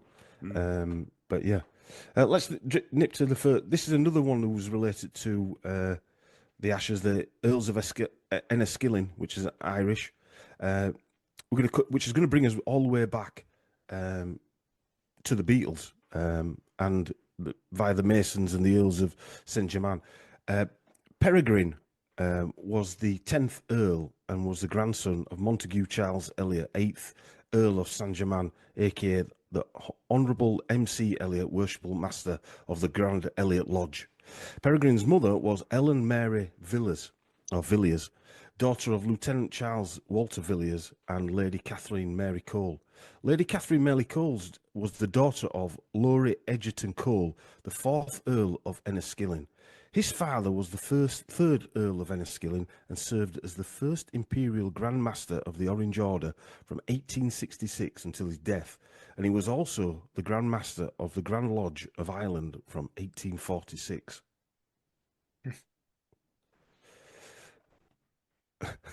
See, this just shows the level of influence and power. Yeah, Yeah, the depth of it. Yes. Yep. We're nearing the end now. Okay. So, the next slide, please. So the Villiers family, who were mentioned there, Lady Catherine Cole, Peregrine's grandfather, right name that, isn't it? Walter Villiers. The Villiers are descended from Thomas Villiers, the 1st Earl of Clarendon. William Villiers, the 2nd Earl of the island of Jersey, and Theophilus Howard, the 2nd Earl of Suffolk.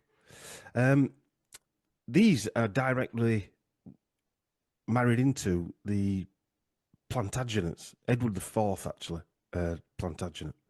The Villiers family were members of the ancient order of Druids.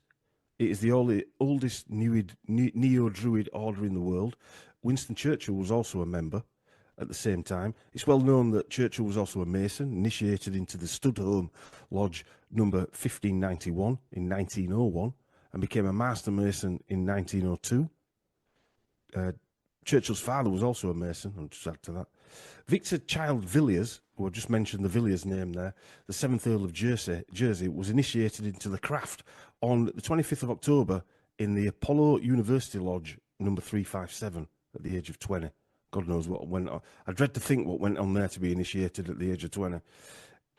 Yeah, and he was passed on into the Churchill Lodge number 458 in February 1866. Again, there's so many of these ties into this. Again, you asked me how I found out. This stuff just appeared.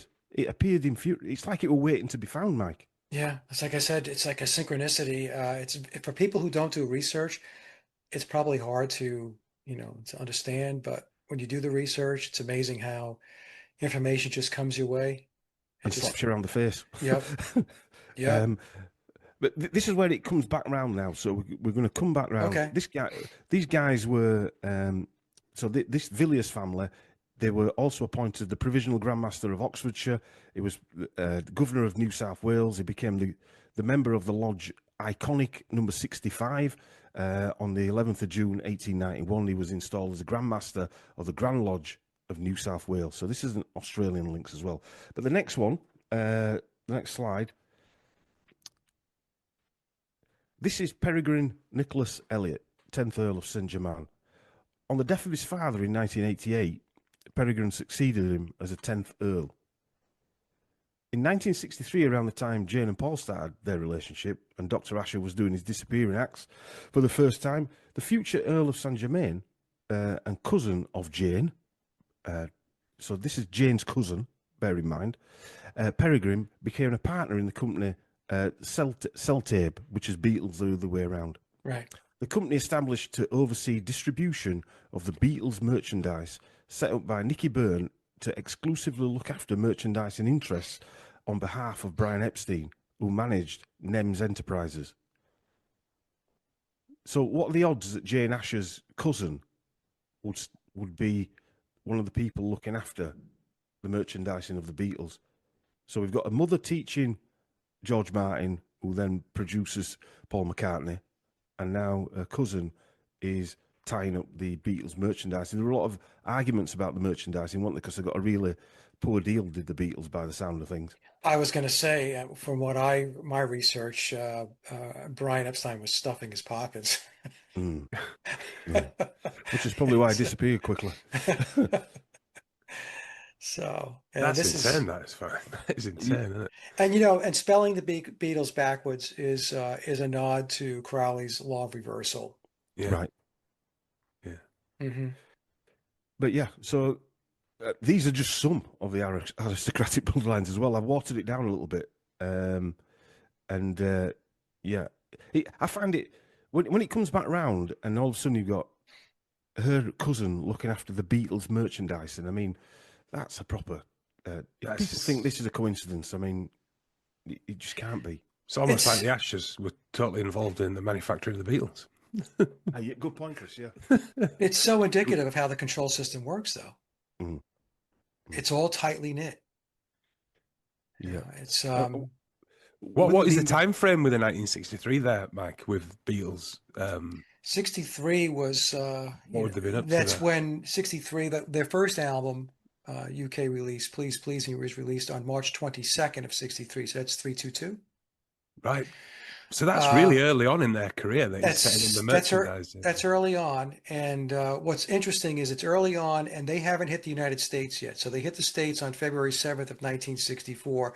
So that's really when Beatlemania really began, in February of 64, when the Beatles came to America to conquer America. That was the tagline. So in 1963, they were really just a UK entity at this point. But someone thought it was a good idea to make a merchandising company. Yeah, I mean, you got to be prepared, right, Chris? Yeah. I mean, so... bit of Crowleyism in there. I mean, that's more or less that were founded more or less at the outset of the Beatles, wasn't it? Yeah, Yeah. Mental. When you think about it, the Beatles was signed by EMI in June of 1962. So that's only, 6 months later, it's 1963. That's kind of something that goes on now with the merchandising thing, but that must have been brand new at that point. Yeah, this is like when we had the March 2020 event with masks, and all of a sudden masks were were everywhere like a week later. Yeah. Mass produced. Yeah. Just by accident. Yeah. It's just an accident. I mean, it was just happened to make masks. Yeah. Somebody just had a container full of masks. Yeah. This is very, very good. If you just nip to the last slide, there's a picture there of what I'm sort of trying to write now. So I found an aristocratic link to George Orwell that they share the same great grandfather. Does the Elliot family? Well, Jane and Peter Asher. Yeah, that's King Edward the Third, the one above Orwell. I think that's Edward IV, the next one. And that map there, she's related to. You'll see just above that little pink box, Kintyre in a yellow. Ancient Scottish. Well, they're really Viking, but the Scottish ancestry. They ruled that area in yellow and pink. Yeah. Okay. Yeah, the Kingdom of the Isles. Yeah. And the family links back to Frankfurt, Germany. Yeah, Dr. Richard Asher's Yeah, links back to yeah, Frankfurt, Germany. yep. Yeah, so that's what I'm working on next. Okay, so when will you have that done? Like next week? Yeah. Well, most of the information's done. It's just more putting it together. As you know, it Ah, takes that's a while, okay. doesn't it? Yeah. Yeah, Oh, yeah. Whenever yeah, you're ready, Dom and Chris, yeah. just come back. This is fascinating. But a lot of the work that Matt's done, Matt Sergiu, sort of ties into this as well. A bit like what some of Stacey's work did with this. Some of Matt's work ties into mine. Like Dr. Asher, he's done a lot of work on the other side of that with the links to Dr. Sargent, who linked to Ewan Cameron, and all these people, which ties in then the UK arm of the MK Ultra program. And in a way, you'd say the Beatles were kind of like performing Manchurian candidates, Oh, yeah. possibly. Yeah. Well, I've always, for a long time, I put forth the theory or the hypothesis that they were in mind control programs. Mm. I mean, just the pictures of them with bird cages on their heads that we could find on the internet is pretty good hint that they were in programs. Well, guys, I really appreciate the presentation and the discussion. It's really phenomenal. Thanks Yeah, for I've having us on enjoyed it. back. Thanks. It's Yeah, been yeah, great. it's a Yeah, real privilege. and when you're ready, Dom and Chris, for part two, just let me know, I and will do. we'll Yeah. fire it up.